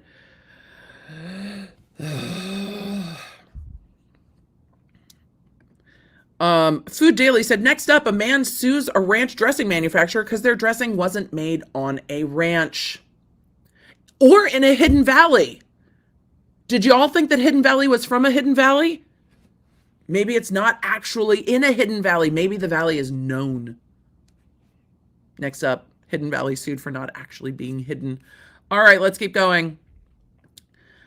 The complaint alleges the makers knowingly capitalized on consumers' desires to partake in the culture and authentic cuisine of one of the most prideful states in America. The hot sauce brand did not immediately respond to USA Today's request for comment. On Texas Pete's website, the parent company T.W. Garner Food Company explains where and why the hot sauce is made in North Carolina. After consulting a marketing advisor, the company's founder, Sam Garner, landed on Texas Pete because of the state's reputation for spicy cuisine and its nod to his son's nickname. Okay. The current factory, built in 1942 and added on too many times to count, sits on the original Garner family home site in northwest Winston-Salem, and the legendary Texas Pete, proud of his cowboy heritage but also proud North Carolinian, continues to thrive, the website says. So it says it. It says it. It says it. An image of the product's back label states it's manufactured in North Carolina.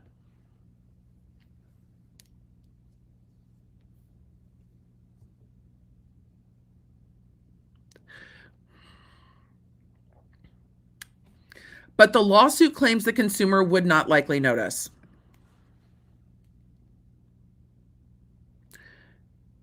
You went into court with a lawsuit to argue hot sauce called Texas Pete misled you to buying it because you wanted to take part in the culture and pride of Texas. And on the back, it says that it's manufactured in North Carolina. And the argument is, you can't expect us to read the back? Like, if you care that much about the origin of where your shit's from, if you care enough to go to court over the origin of fucking hot sauce, and the argument is, nobody's going to notice what it says on the back. It's on the label. Chrissy Ridge, we might need to sue Keebler. If those cookies aren't made in a fucking tree with an elf, I might need to sue. Are Girl Scout cookies not actually made by Girl Scouts?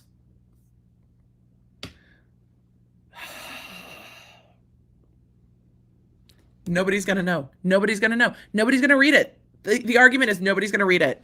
Nobody reads the back. That's where the information is, though. An image of the product's back label states it's manufactured in North Carolina, but the lawsuit claims that a consumer would not likely notice. Nobody's going to read that shit. The product's label uses distinctly Texan imagery.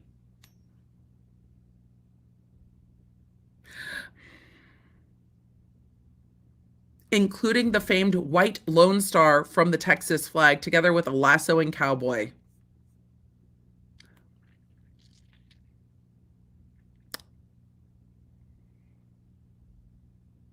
Okay. But despite that, there is surprisingly nothing Texas about them. What? If a consumer conducted an extremely close review of the product's back labels, nothing would overcome a reasonable impression given by the front label that the products are made in Texas, the complaint argues. So you only read part of the back? An extremely close review of the back label. I might need to watch this TikTok. The plaintiffs are asking the court to force the company to pay for damages and change its name. The damage they are trying to do to this brand. What, like, who hurt you? Why are you so mad about, like, I understand false designation of origin. I understand it being a problem. We saw it in the Nike Satan shoes, and Nike's like, you can't make people think that we made Satan shoes. They're being mean to us on Twitter and Reddit. Like, the internet's saying mean things to us, and it's actually could damage the Nike brand. I don't think it's damaging the Nike brand. Every other teen and adult I see are wearing, like, the white Nike sneakers. I don't know which ones they are. Air Force Ones or some shit. I wear Adidas. But whatever. I don't understand. I truly don't understand the anger over where this is made. Texas Roadhouse isn't from Texas? What? They're from Kentucky. That's not Texas.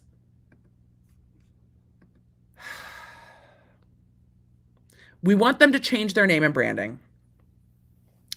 They argue that T.W. Garner Food Company has cheated its way to a market-leading position in the $3 billion hot sauce industry.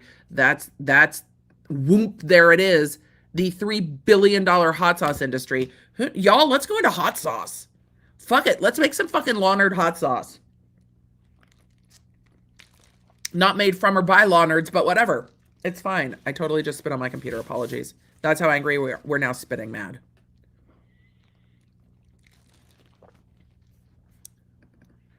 Stripes and Naps said, Texas should just claim jurisdictional infirmities since no one can pin down where they are.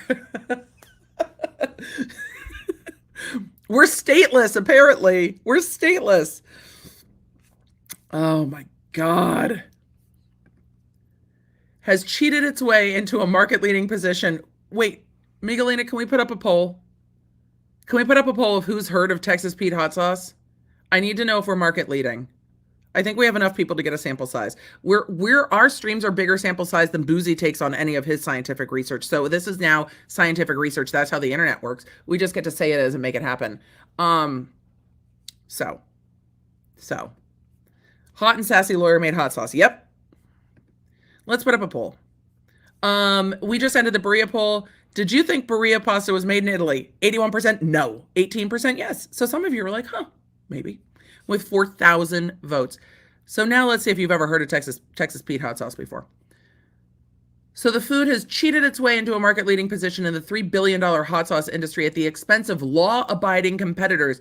I'm so mad on behalf of their competitors. Sriracha must be pissed. Sriracha's doing just fine. And consumers nationwide who desire authentic Texas hot sauce. If you desire authentic product that deeply, read the back of the label. It's really like going to Canal Street in New York and being like, what do you mean this isn't an authentic futon? I bought it from a woman on the street who said, look, I thought it was authentic. Did I research it any deeper? No. I just thought it was real. How is that argument not the same? People who so deeply desire authentic Texas hot sauce that they don't check it. They reasonably but incorrectly believe that is what they're getting when they purchase Texas Pete. The complaint argues that the Texas branding ultimately hurts smaller companies in Texas and lawful competitors, none of them seem to be suing, that are trying to capitalize on the authenticity of their Texas hot sauce. After crafting a flavor profile that is uniquely Texas over several hundred years, it is... I'm sorry. A dude from California is suing for purchasing a Louisiana-style hot sauce called Texas Pete that actually is made in North Carolina. And the lawsuit is arguing that after crafting a flavor profile that is uniquely Texas over several hundred years, it's no surprise that Texas takes great pride in its hot sauce. Are you now speaking for the entire state of Texas, sir? Texas loves it when Californians presume to be more Texas than Texas, says the non-Texan. Texans, do you love being mansplained your pride in hot sauce by some dude in California? How's that going? How do we feel about it?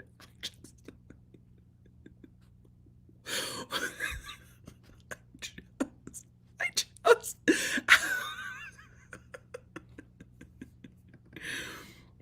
anyone from North Carolina knows what Texas Pete is. It's so good. I think it's regional. I'm now angry on behalf of Texas Pete.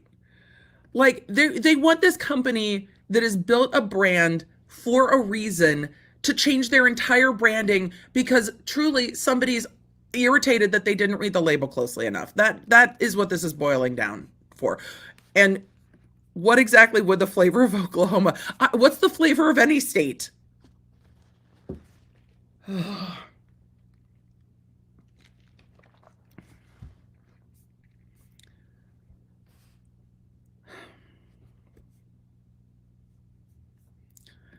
All right. This is, oh, good. We've reached the end of the article. We ended, thank you, USA Today, for ending with the most ridiculous line. That's not what I was trying to do. After crafting a flavor profile that is uniquely Texas over several hundred years, it's no surprise that Texas takes great pride in its hot sauce. Such great pride that a man from California is suing to protect their honor because he knows better than all of you. I'm out on this lawsuit. We're going to read it. Maybe we'll do a deep dive into these two food lawsuits and I'll go through the complaints. But, sir, if it says it, oh, I wanted to look at the TikTok. Let's go look at the TikTok. Hopefully the TikTok shows the label. Let's go do that real quick. Hopefully you guys can hear it. It's harder when I'm not using my, oh, I've got to share it so there's audio in the label or audio in the thing. Give me 1 second. We can, Let's pull this up and see if we can go. You making some food? No, we want to open this. All right, let's go to You screen. making some food? No. Hit me up with that Texas Pete.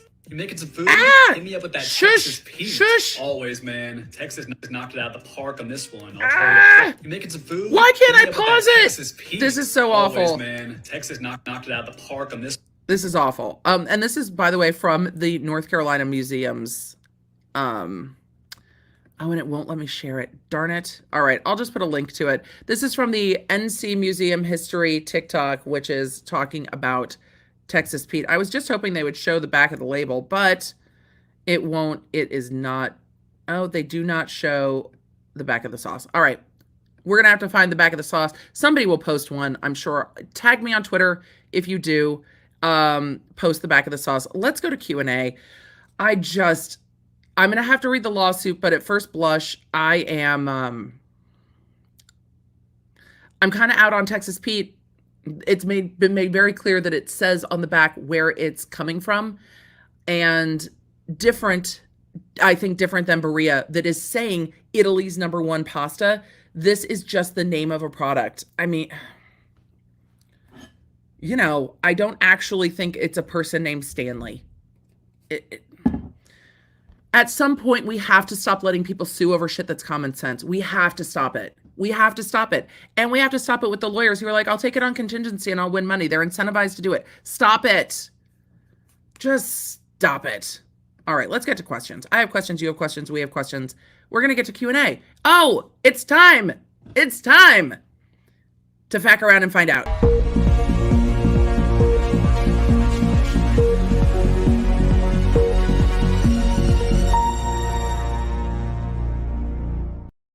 I'm just annoyed. Truly, I'm just annoyed. Fat Weasel, Dear America, are all of your English muffins imported? No. Maybe Texas Pete moved to North Carolina. Yes. What's common sense?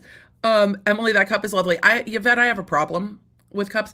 I have a pink one too. I got this one for my travel cup because A, it keeps my water cold, and B, I don't want I didn't want to break one of my Starbucks cups, but when I travel, we need a cup. So, Rebecca asked, question, let me try to pull this up real quick. Wouldn't these count as frivolous lawsuits? Here's the thing. Just because I don't like it doesn't mean it's frivolous. Emily being annoyed is not the standard. But with the lawsuit, designation of origin and its line of false competition and unfair competition are legitimate things to sue over. So whether they're wrong on that doesn't necessarily mean it's frivolous. It might have enough legal merit to not be frivolous, even if I think it's just a ridiculous thing to sue for. Let's go ahead and end that poll on whether you've heard. I think when you've heard of Texas Pete, it might be regional because I've never seen it. Did you know McDonald's isn't a farm? What? Is McDonald's also not old? We're also not an old McDonald? Victoria B, thank you for streaming today. My anxiety is all-time high waiting for these poll results. Victoria, this is literally the reason I decided to stream today, even though I'm traveling, is I really, really wanted to do an election distraction stream. I know election day can be anxiety producing. I feel like in the US, the stress around politics has ramped up in recent years. I feel like everything has gotten kind of unhinged, and that is really hard for everyone to process. So I thought if we could talk about it together and be like, why is a California man mansplaining Texas flavor profiles for hot sauce? We could at least have a laugh and just be like, oh, what the fuck? What the fuck? Seriously, just what? Question, can we get a Crumble update to finish the food stream page? I went and looked at the Cookie Wars lawsuits. I was explaining this to friends last night. I went and looked at the Cookie Wars lawsuits. They're doing some litigation-y things, but there's nothing massive that's happened. A lot of the most recent filings have been filed under seal.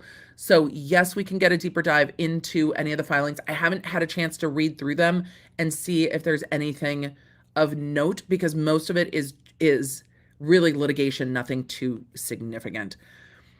Brandy said, my whole family is from Texas and we love Texas Pete as long as it isn't made in California. Texas isn't offended. Have you heard of Texas Pete hot sauce? No, 60%. Yes, 39% with over 2,000 votes. I wonder if it is a bit more regional. When you pay $1 for a box of pasta and then are surprised it's not from Italy. That feels like the beginning of a POV TikTok. POV TikTok. What? What? Wait, is there not a Burger King? Chat. Maybe he's not actually titled. What if the Burger King isn't really a king at all? My whole life has been a lie. My whole life. My whole life. My whole life. Keebler cookies aren't made by elves. The Burger King's not an actual king. What are we going to do, y'all? What are we going to do? Land of Lakes butter is not made at a Land of Lakes. Maybe the Land of Lakes was near the Hidden Valley and they're all just gone now. I missed the poll. I'm in KS and Texas Pete is in the store. I'm going to have to go look for it. If you won the Powerball, what would be your legal move lineup? I haven't even thought about what I would do if I won the Powerball. I would immediately consult with lawyers. And I would probably accept the award in costume like the guy that won the lottery in China did. It was I saw it on social media that he showed up in like a duck costume. I thought he looked like Ducky Momo, which is a deep take reference from Phineas and Ferb, but I thought the duck costume kind of looked like Ducky Momo, but he went in costume because he didn't tell his wife and kids that he won the lottery because he didn't want his kids to stop working hard because he won quite a lot of millions. I saw it on social. I'm like, that's kind of funny. That's kind of funny. Subway makes sandwiches and isn't a transportation system. We have never gone into the Subway lawsuits, but there are Subway lawsuits mostly abroad that the bread is not actually designated as bread and that the tuna can't be classified as tuna. So if we're going to get into food lawsuits, we've already debated whether a hot dog is a sandwich or not, but we might have to get into some of the Subway lawsuits too. Texas Pete was founded by some guy named Sam, but his kid's nickname was Pete. Should we call it Texas splaining? I think we call it Cali splaining because they're splaining it to Texans. Oh my God. So we're going to get to some of these. Is Kentucky Fried Chicken actually fried in Kentucky? It started in Kentucky. I don't know what show it was. I'm so tempted to call my husband and ask him right now. Like, so tempted to call my husband and ask him. There was a show he was watching that had like the different origins of foods in the US. It was a whole like food history, and the history of KFC was one of the most fascinating ones. I need the answer. I told you it was going to be this kind of stream. It's going to be this kind of stream. Hold on. I have to know. And if he's like, I don't remember, he's going to be so annoyed that I put him on the spot. I'm phoning a friend. History of food. Is it history of food? Is it called history of food? The food that made America. That's what it is. The food that built America. That's right. Watch Dr. B not pick up because he knows I'm streaming. All right. The food that built America. It was one of those things. I don't remember what it was on. It was on one of the streaming services. But yes, the food that built America. The one on KFC is fascinating. Like, fascinating. Fascinating. Fascinating. That's what it was. The History Channel did a history of the foods that shaped us. Thank you, Amy Gates. It was great. It was so good. So the one on KFC, I highly recommend. I highly recommend the one on KFC. One person won the 2 billion Powerball in California. I wonder if it was any of my friends. They all stopped and bought tickets. I'll ask. Well, so if I was a Powerball winner, 1, I wouldn't tell people. 2, I would contact lawyers and financial people immediately and make a plan. You can't just walk into billions without knowing. Then would I try to buy Twitter? No. Would I want to buy something ridiculous just because I could? Probably not. Would I want to be really strategic with the good that kind of money can do? Like, that kind of money can do quite a lot in the world. And would I try to figure out what I wanted to do? Yes, absolutely. Because you don't need $2 billion to live. You have to figure it out. All right. We built this city. We built this city on Texas Pete's. Would I buy YouTube? Oh, fuck no. I wouldn't want that headache. Man, would I not want the headache of running YouTube. YouTube, for all it tries to do well, people are never like, oh my God, YouTube, good on you. They're always like, hey, YouTube, fuck you. Why did you do this? I can't imagine trying to navigate the internet the way YouTube does. I don't know. I don't want to know. Mm-mm. Mm-mm. Mm-mm. Mm-mm. Our Christmas ads false advertising since Santa isn't real. Potato bomb. I don't accept your premise. I think that's a false premise. I think this is a false argument with a straw man. This is a false premise that Santa isn't real. Santa magic is a state. I'm teasing. Santa magic is a state of mind. All right. Let us continue. The Barilla that is sold in Finland is actually made in Italy. So maybe it's just the Americans that don't get the good Barilla pasta. Maybe that's maybe that's what it is. Everything. But I could get into the laws that allow our food to be full of shit. We don't need a soapbox about food from Emily today. No, we sure don't. Nicholas, good to see you. You Americans really don't like the taste of coffee. I love the taste of coffee. I also like sugar and pumpkin spice. Look, there are days when I love nothing more than just a cappuccino or a flat white that I make at home. When I am traveling, I'm very bad at a drip coffee maker because I have a coffee machine that I push a button on. So I'm very bad at making coffee. So I don't want to be responsible for that for anything. And this morning, after being up late and not sleeping and traveling, those of you that were on the members behind the scenes podcast stream know how late I was up. I slept for maybe 2 hours before I got up and got on a plane. I need all the sugar and caffeine to get me through. Yep. And especially if I'm going to be day drinking. We need all the things. I don't do well with day drinking, but I can always nap in the pool and get out there before it starts to rain. Lynn says, I'm so glad I caught you live. I'm glad you caught me live too. Glad to be here. We're all just having a day to have a little bit of fun. Southwest Louisiana, water with vitamin enhanced flavoring. Yum vitamin water. Hi from Long Island. I'm drinking boring Maxwell House coffee. Fantastic. Do you think... No, we won't go there. We won't even mention Maxwell and be like, do you think Maxwell House is always like, damn it? We had a name, and then we've got somebody that sullied our name and went to prison. Rude. I found this on the web. Rude. Siri. God, Siri wants their moment in the sun every time I stream. Alyssa said I need a distraction. I just found out my dad compound fractured. Oh my God, Alyssa, I'm sorry. That's really stressful. I'm sorry to hear it. We will send prayers up for your dad and for the doctors that are taking care and doing the good work to fix it. I am very sorry. If it happened at work, talk to lawyers. Question, members only video says private, verified member. Oh, Misty Mayers, the behind the scenes episodes are behind the scenes when they're live and then they get edited. So those do not stay live. They are live. What I'd like to do in the new year is have a schedule. And let people know. But right now, those are only live when they're live. True said, looking good, Mama. Thank you. Law and Lumber, hang on. We are both Tauruses. Law and Lumber, I will message you because now I want to know your sun sign, your moon sign, and your rising sign.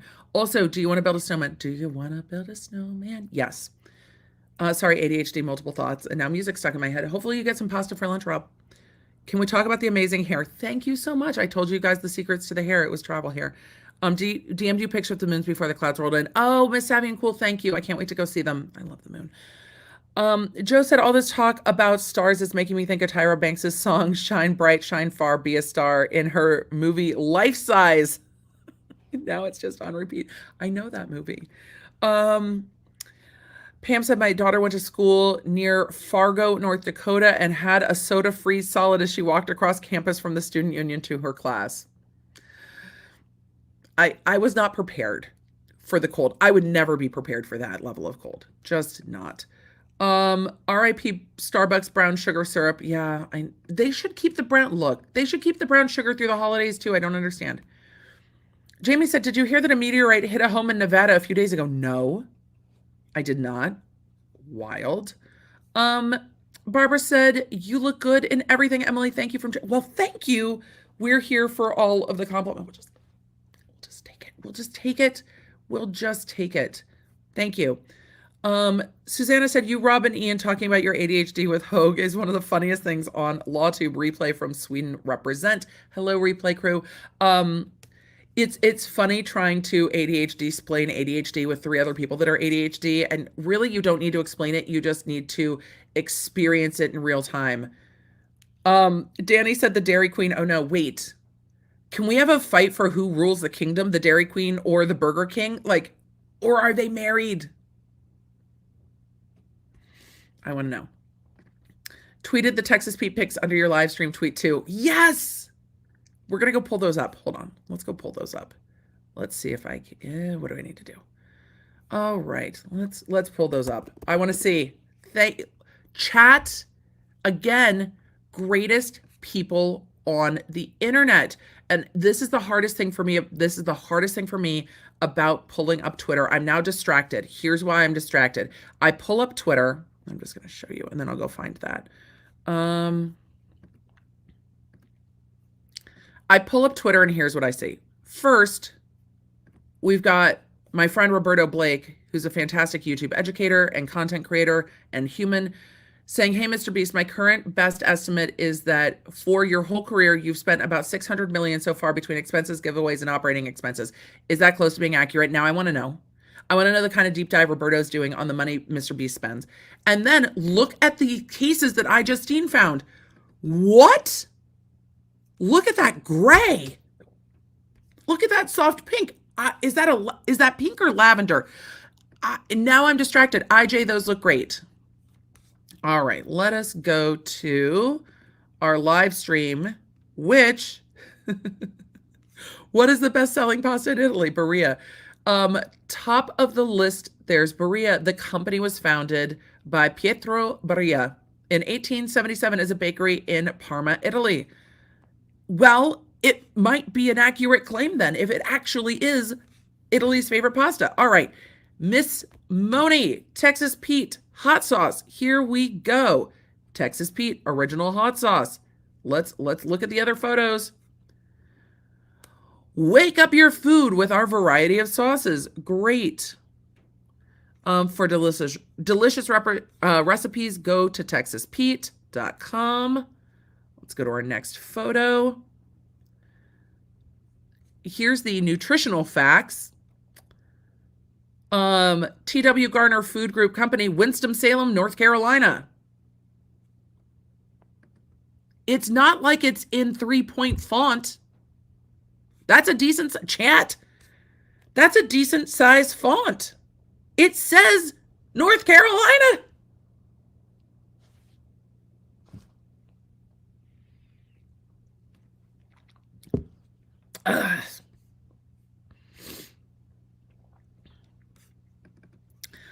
Question. Are you covering the sentencing for Brooks? I will be live streaming the 2-day sentencing hearings next week. Yes, I will be.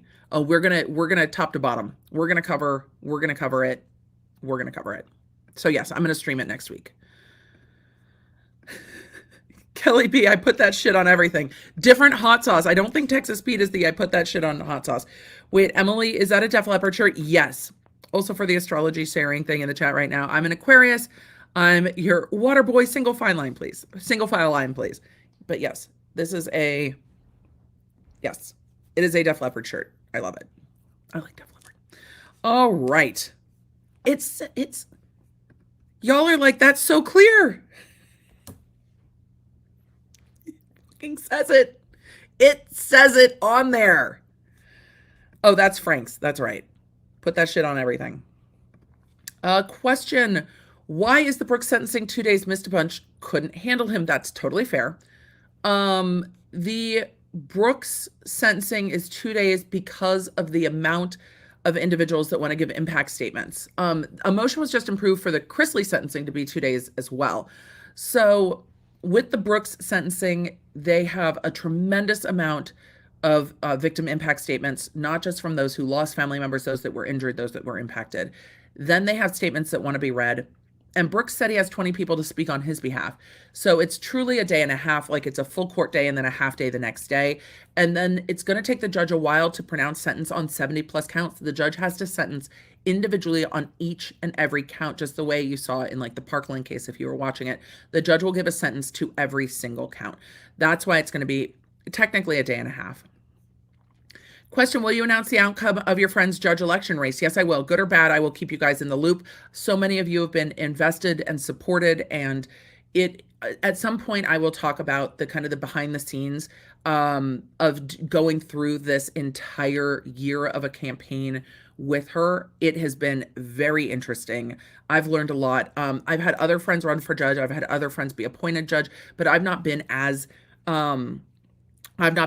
involved as I was in this one, including helping with social media, helping update the website, donating, hosting fundraisers and stuff like that. So Rachel said I voted for her today. Thank you, Rachel. I will let her know. So today is, I don't know, it'll be interesting to see like how this compares. The thing I've waited for the most ever really was like bar results. That was one of the most stressful things I waited for. I've waited for verdicts. She's waited for verdicts. She's done 5 trials during the course of this election, like all life cases, all really, really serious cases based on, she only does child molestation cases. So really horrible, serious cases, and has done trial after trial after trial while running a campaign. Maddie said, Emily, did you vote? I don't vote in California, so I didn't get to vote for my friend if that was kind of the question, but I vote in Tennessee. So, because I live in Tennessee. So we are spending the day. When I got bar results, I spent the day at Disneyland with my husband because I needed a distraction for the day. Results didn't come out till 6 p.m. I needed time. I needed to just do the things. April said I voted for her. Thank you, April. So I needed time. Christina said my sister and I voted for her. Yay. So with the bar results, you're waiting till 6 p.m. to get results. I needed something to distract me all day. So what we're doing to distract all day is here. We are here. We have things planned for the day. We have dinner coming into the Airbnb. So we've got all of the things happening today as a way to just be together, maybe watch some movies and stuff like that. Brooks knows 20 people. He can actually get them to court. Rebecca, I don't know if people will come to court. We will see. He said 20. The judge has to go with what he said. So they have to. Let's see. She's in LA or is it state? It is a Los Angeles election because she's running for Los Angeles County Superior Court. So that's what it is. Alexandria said, love from Germany, better late than never. We love the replay crew. We love the replay crew. Question, did the judge give a reason yet for denying the Chrisley's motions? I have not gone back and looked to see if it's up because we just covered that at the end of last week. And I had to get the podcast prepped for this week. So I've not had a chance, but I'm going to do a deep dive into the government's response, the Chrisley's reply to the government response, and government response, reply to response, and the judge's reasoning. So I want to do an episode with all of them once we have it. That might come before or after the sentencing. I don't know. Their sentencing is this month too. It's 2 days. I might have to go down there. It's in Georgia. I mean, it's not far. So, I had submitted my vote by mail. What is the name of this judge? Abby Barron. So Barron for judge. So I haven't seen it yet. If it was filed yesterday, oh, there comes the rain. If it was filed yesterday or today, I haven't looked since then. I didn't see it on Friday. So we because I cover so many cases, there are times that I want to read things before I talk about it. And I haven't had a chance, which is why I wanted to tell you guys what the court had ruled when the court's like, I haven't given my reasoning yet, but this is the ruling because sentencing is coming up. I wanted to make sure I covered what the judge said with sentencing coming up, even though I haven't gotten back to read the government's opposition to the motion and the reply. So, question, what days are sentencing next week? Sorry, I missed it. No, 15th and 16th. That's next week, right? 15th and 16th. So, let's see. Chunky Monkey said absolutely peed down here in Wales. It's starting to come in, but where we're staying is in the hills. It's beautiful. The view is fantastic. I'll share that. I'll share the setup of my desk at the moment here. Wait. Let's see. Did anyone see Lou Taylor getting sued by someone else and it was revealed she should have Britney's contract? I haven't, but the amount of stuff I've needed to do for Britney stuff is significant. Hold on, we're taking a photo so I can show you guys. We'll zoom out. Oh, Emily, your phone can zoom out so you don't have to lean back like a weirdo. Ha! Here. I'm going to show you guys the view. This is... So, I told you I was sitting with an open window because I moved the desk around to get better lighting. That is the view. So I'm just watching it roll in. It's great. Going to watch the stream twice to avoid all the voting coverage. Thanks for the escape. That's fine. We have all the things. Question, can Brooks have other inmates speak on his behalf? If there's a reason to, they can. They absolutely can. So with that, KFC started in a motel. Colonel Sanders was running. Was the Colonel a Colonel? I think so. It is. It's really pretty. So, interesting fact, of the 12 people running for the 6 Superior Court offices, 11 are women. Deborah, yes, it is a very highly female-led race. Los Angeles County voters have been, well, here's what I will say. So when you looked at most people have gone to runoffs. Most of the judicial seats in Los Angeles had 4, 5, or 6, sometimes more candidates running in the spring. And most seats were not won outright. They went to a runoff. So these are the top 2 candidates for all the seats. LA County voters have been voting very, very heavily for women. And with them voting very heavily for women, the runoff is mostly women, except for Patrick Hare, who's a tremendously well qualified, very, very well respected by the judges that they work with, and I think had been leading coming out of the primary. So after the primary, except for one race, both candidates are women. So the voters of LA County have been voting very heavily for women. And so I think it's encouraged a larger percentage of women to run for judge because LA County voters have been voting female almost across the board when it comes to judge races for the last few years. So Brie Cup said, I heard about this on the radio yesterday and they played parts of both songs. The beat tempo does sound similar. We will absolutely look at it. I love that the radio can do that. Teresa said there is an alum of St. Olaf College. I think my alma mater should take on Disney as an alum of St. Olaf College. I think you should too. But then it was named for the patron saint of Norway, which is probably where the Olaf reference is coming from too. Full on played That Girl Is Poison well on chemo. Jess, fantastic. And good luck with chemo. Disney is such a thief. They stole Kimba the White Lion, 1950. Not public. I didn't know that it wasn't public domain to make Lion King, even stole the name of the protagonist. I did not know that, Deborah. See, this is why I love doing this. We get to learn things together. Coffee. So thank you for that. I did not know. Whitney said, how about looking at Disney trying to copyright Dia de los Muertos? What in the cultural appropriation is happening here? When Coco came out, like, how can you copyright a holiday? I don't know. I will look. I don't know. Were they trying to trademark it? I saw Dave cover All Along the Watchtower. Jennifer Baker, All Along the Watchtower is one of my hands down favorite covers that Dave does. The very first Dave show I ever went to see at the Mullins Center in like 1996. They closed with All Along the Watchtower. Stefan is my favorite member of the band. Look, I have no shame of simping. I simp for Stefan. He is the bass player. He is fucking brilliant. Carter is an amazing drum player. Stefan is just an incredible bass player. I always sit on Stefan's side of the stage. My level of nerd knows no bounds. But Watchtower is his long solo intro, and it's fucking sexy, and I love it, and it's so good. And I love a bass. Those low notes. We love it. We love it. I just turned into Emily D. Baker pointing the iPhone at me. I was taking pictures of all of you. I like Hendrix's cover of All Along the Watchtower. Same. Dave kind of growls in All Along the Watchtower. Those of you that have been following me along know how we feel about the growling. So, both Kimba the White Lion and Lion King are based on Hamlet.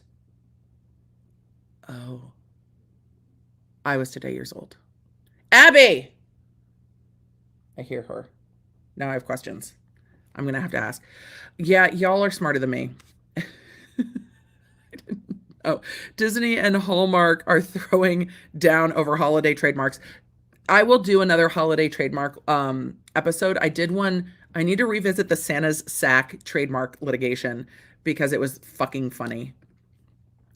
That Girl was also released in 1966 as the theme for a Marlo Thomas TV show.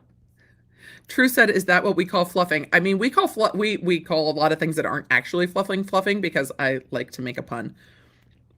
Question: if judges start dismissing cases with prejudice when prosecutors mention defendant's Fifth Amendment, would this send a message to stop the Binger fuckery? Prosecutor in front of jury. We didn't get to interview him. Lawnard clips. I haven't revisited.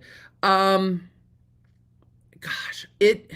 I think there was room for the judge to do more with regard to Binger violating it, but a lot of judges will. I mean, no, it's still a mistrial, and you have to retry it. But I think the sanction, the proper legal sanction for that is prosecutorial, not just prosecutorial misconduct, but like bar reporting prosecutorial misconduct. But it also goes fact by fact and case by case as to what was said, how it was said, if it was intentional, if it was not intentional, if it was an indication, if it was a direct statement. The Binger did a lot of things I did not like in that case at all. Binger did not, I think, represent being a prosecutor well. I think he represented what people hate about prosecutors is when you feel like they're not seeking justice, but they're seeking to punish a individual as opposed to seeking like what is the right outcome for this case. When prosecutions feel super personal, it's not right.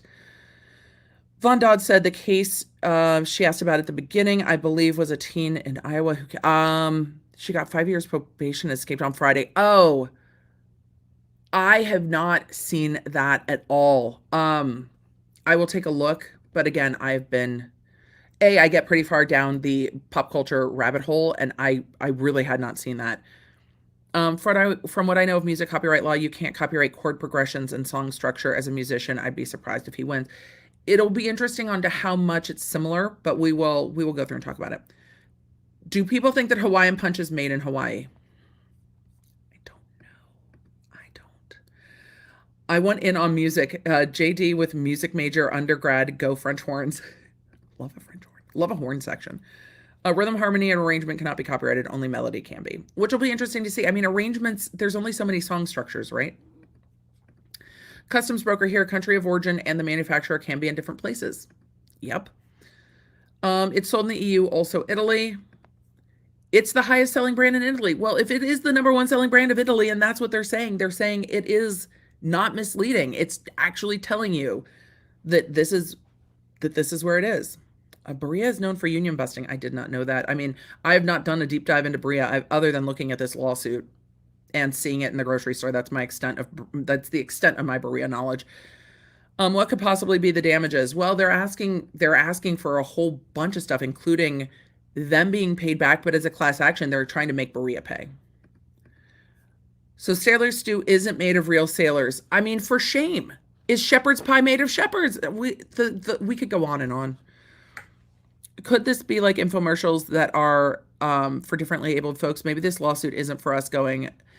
I mean, I don't really think this is a valid concern where somebody's tricked in either of these lawsuits. I don't think there's under the law, I don't think it's reasonable to say somebody went to the grocery store and was like, this is imported. I really don't, but we'll see what the law says. But the Texas Pete one is just, look, I don't think it's misleading customers. I just don't. The company is named Barilla America. What do people think it's Italian? It's fair, but to be fair on the other side of that, to kind of do the flip side of that, even if you were importing, you might have an American wing of your company to import into the US as a foreign company, that's importing. You might have a Barilla America division, implying that there's also a Barilla Italy and elsewhere. How on earth are they going to show damages? That's why the class action. I'm sorry, can these people in the lawsuit not read? Box says made in the US. They're saying that the advertising is implying that it's made elsewhere, which is also interesting. I wish I had enough money to file a lawsuit for something like this. Not that I would actually sue. I just want that kind of money in my life. Ariel Scorpion, these are probably filed on contingency fees where the lawyers are footing the bill like Tom Girardi used to do. And then if they win, they're taking a large percentage because when the attorneys win, they're going to take their percentage. So they get an amount that they win, whatever it is. Then the lawyers take their cut, their percentage. Then they take their fees. And then whatever's left goes to the plaintiffs. The winners in lawsuits like this generally are the plaintiffs. That's not to say there aren't valid class actions. You know, Amy Van Dyken, who is a law nerd and is wheelchair bound. Amy had issues with being able to access her building because the elevators were shutting down and the only way to get up to the bridge to get over the street was stairs, and they weren't making the elevators available to her at night. So she was like, what is the option here? It's not going up the stairs in my wheelchair. So when you look at lawsuits over making things accessible, there are, and that includes in products, there are a lot of reasons to do that. But when it's like, it says it's Texas Pete. So lawsuits can make change and class action lawsuits can make change. But then when you get some of these that are just ridiculous, you're like, what is happening? Kabuki said, Mexican here. Yes, Disney tried to copyright Dia de los Muertos, the nerve. I mean, just. It's the hot sauce of Texas Pete, not Pete's hot sauce from Texas. Didn't know there was a Pete's Texas hot sauce. Bria pasta in Australia is made in Italy. And the thing is, wouldn't it be nice if we had the one made in Italy too in the US? That'd be great. I spent more on this message than Texas Pete cost. Jasper, that's a fair point. Thank you so much for the super chat. Wait, Hidden Valley was made in an exposed valley? I'm disgusted. I'm horrified, Alexis. I'm horrified. I don't know if I'll survive. Do you guys want to see, speaking of Hidden Valley, I don't know why this triggered my mind. We have the amount of food we have in this house right now. Imagine announcing to the world that you got duped by a bottle of hot sauce because that's all filing this lawsuit accomplishes, and that you're big mad about it. April said all these people need a hug. Yep. And the lawyers. Grew up near Valley Forge, Pennsylvania, and thought Hidden Valley Ranch was made there as a child, but I also grew up after that. Right, because you were a kid. You're like, oh, Valley. Wait, all buffalo wings are made without real buffalo. What? Rude. And it's funny because there are some designation of origins that matter. Like, you know, champagne is not champagne unless it's made in the Champagne region in France. They call it Prosecco and other things. Like there are some of these things that are protected. Rando from Iowa said, maybe read the fucking labels. Maybe. When I want something specifically made somewhere, I read the label. Yeah. If you're really like, I have to have Texas hot sauce, maybe double check. Shaughnessy says, it seems that all of these arguments, none of these people are reading the label to see where their food is being made. It seems like that. There's a 505 salsa, 505 being the biggest first New Mexico area code. It has the Zia symbol and everything, but it's made in Illinois. That is common. I wonder if 818 tequila is actually made in the 818. It's caused a lot of drama this year. I want a puppuccino and I demand the puppy from the puppuccino. Also, my real name is Karen and I'd like to speak to the manager.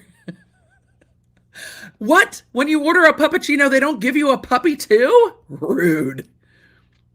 We should sue Nike for using the president's plane designation. We should. The shoes aren't really made on Air Force One. Outback Steakhouse was created by 3 Americans and Australia has never seen a bloomin' onion. We do have steak, but that's about it. Australia's like, we disavow your bloomin' onion. Get out. Due to suing Kroger over Reef Safe sunscreen and Whole Foods over half full boxes of mac and cheese, same attorneys representing on all suits. There are attorneys that have a specialty and they look for a problem to be mad about, and they find the problem and then they just go and do those suits. They look for one thing and they are just like, we're doing this all over the country. One of Hidden Valley Ranch manufacturing plants is in a valley that is kind of hidden. Love it. Utah. Now we're deciding what different states taste like. I love it. I love it. Does this mean that Seattle Seahawks don't actually have Seahawks play football? Rude. It's rude. They should. They're the Seahawks. I sent you a picture of the front and back. Thank you so much, Neely. I appreciate everybody. The research attorneys are so good. Long-time watcher, first-time super chat. Thank you, Becky. Since it's election day, do you have any advice for what to look for in voting for judges?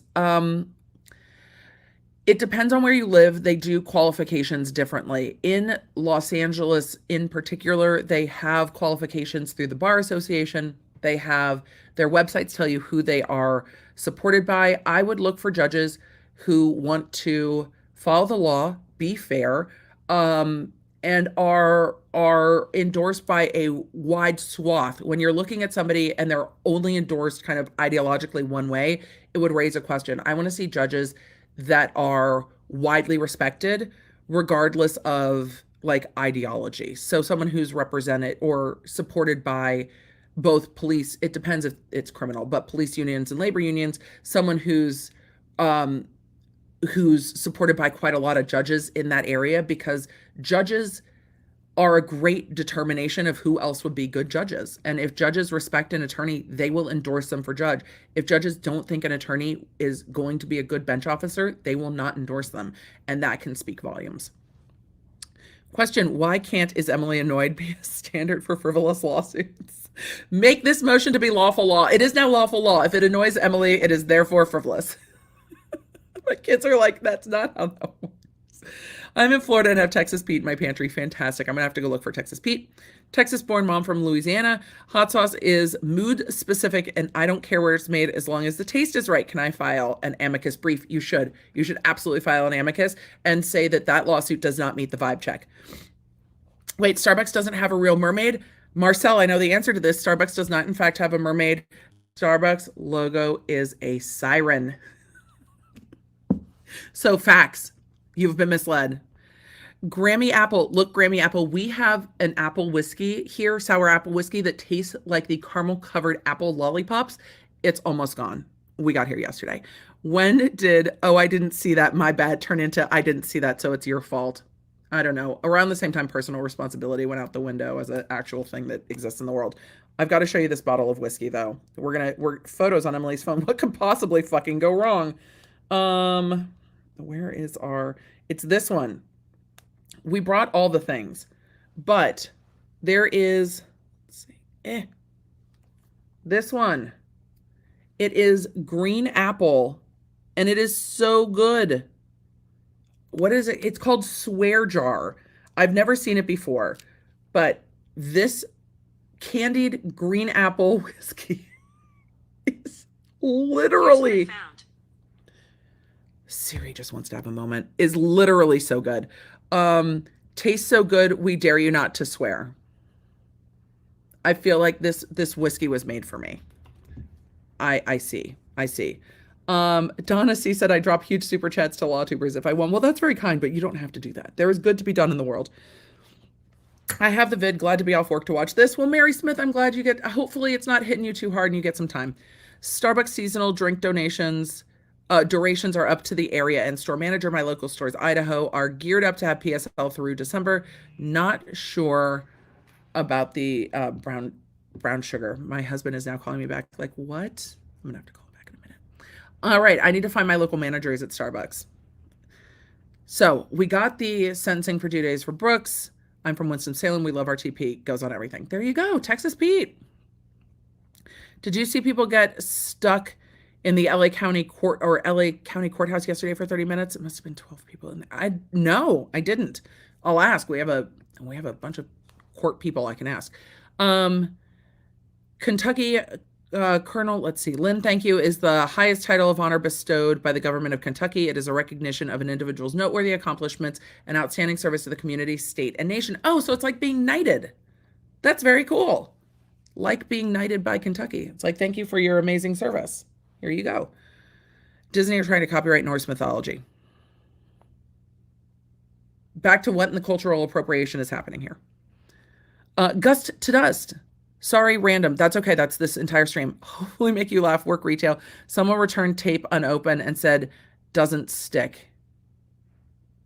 A coworker had to explain you have to take it out of the package for it to work. He looked genuinely confused.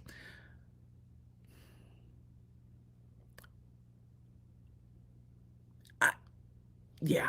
I just there's a part of me that's like, is this someone who's really struggling, or is this someone who's just like, I don't understand your tape? I don't know. But it's hard. It's hard when people don't understand. But again, I got the weirdest things returned when I worked retail, and people would be like, these have never been worn. I'm like, they're sneakers. The hell they haven't been worn. I can see the wear pattern on your feet. You need orthotics. Like, people return weird stuff. Nursing a cold with a medicine ball tea from Starbucks. Those are great. Substitute teacher, so no school on election day for me. Much needed distraction as I rest to feel better, Angie. Shepherd's pie peppered with actual shepherd on top. Prepared with actual shepherd on top. Who is playing the Powerball? I think it was one, it sounds like. Did we use the cube rule for the hot dog debate? I don't know what the cube rule is. The flavor of Maryland is Old Bay. That's a fact. Now that's the ish I put on everything. That's a fact. Maryland, I can definitely agree. I think beyond a reasonable doubt that Maryland is definitely Old Bay flavored. Chat, stop giving the lawyers ideas. Rob, no, we need it. I run out of ideas. Rain said ADA laws are outdated. They are. A reasonable accommodation for someone in a wheelchair for a hotel room is considered being able to remove the bathroom door. Yeah, and that's not nearly enough. But those are the lawsuits that we need to see, you know? Somebody said Rocky Mountain oysters are not oysters. I heard someone won in California. It wasn't me. It wasn't me that won the Powerball. I'll have to go ask my friends that are here if they won the Powerball. Powerball won in Altadena. Altadena has winners quite a lot. So, question, how did Guy take Red Bull to court over not giving them wings and won? I need to go look. We need to go look, because Red Bull it's supposed to give you wings. If we're doing wild customer service stories, I used to work at a Safeway deli and had to explain to an irate customer why I couldn't make her a fat-free fried chicken. Ma'am, fried chicken is not for you. Fried chicken is not for you. Fried chicken is not for you. My dad wrote the company that made Imperial margarine because he ate it and it didn't get a crown. See, I think it's fair to be like, your advertising is false. Stop it. Swear jar whiskey is made up here in Canada. Canada? If we could get all the Canadian products, because you know what I want? All dressed chips. It's what I always want. All right, y'all. Ma'am, this is a Safeway. Ma'am, this is a Safeway. It's Wednesday from Down Under. Okay, y'all, it's time for me to get out of here and go have the rest of a day with friends. I will keep you posted on election day. Thank you so much.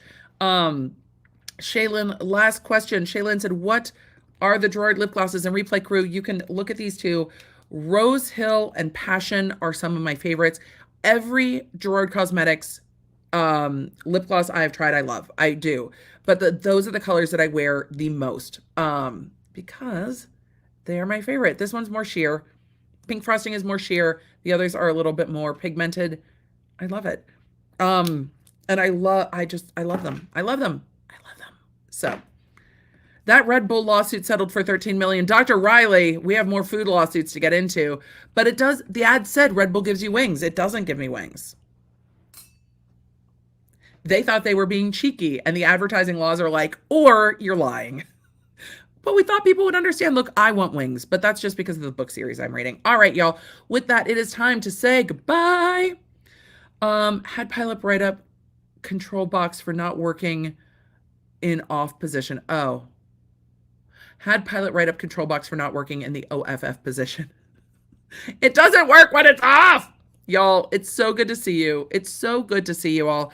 You know, I'm going to be chilling today. Y'all take a day to just chill. It's okay. It's going to be okay. We're all going to be okay. Look, no matter what, Law Nerds, we're going to be here together. We're going to get through it together. We're building a better community on the internet. We just are. We have a community, and when we have communities, we can make the change that we want to see in the world. And I think that is where we focus our energy. So take a deep breath as a collective. Enjoy a day of being. I will keep you posted throughout the day, and just know that judicial races are not always decided the same night as election night, so I will keep you posted, but we might not know for a few days, which is why we're here for a few days. I will let you know when I will be live the next time. Thank you all for supporting me. Thank you, thank you, thank you. Thank you for being here. Thank you for being long. Take care of yourselves. Take care of each other.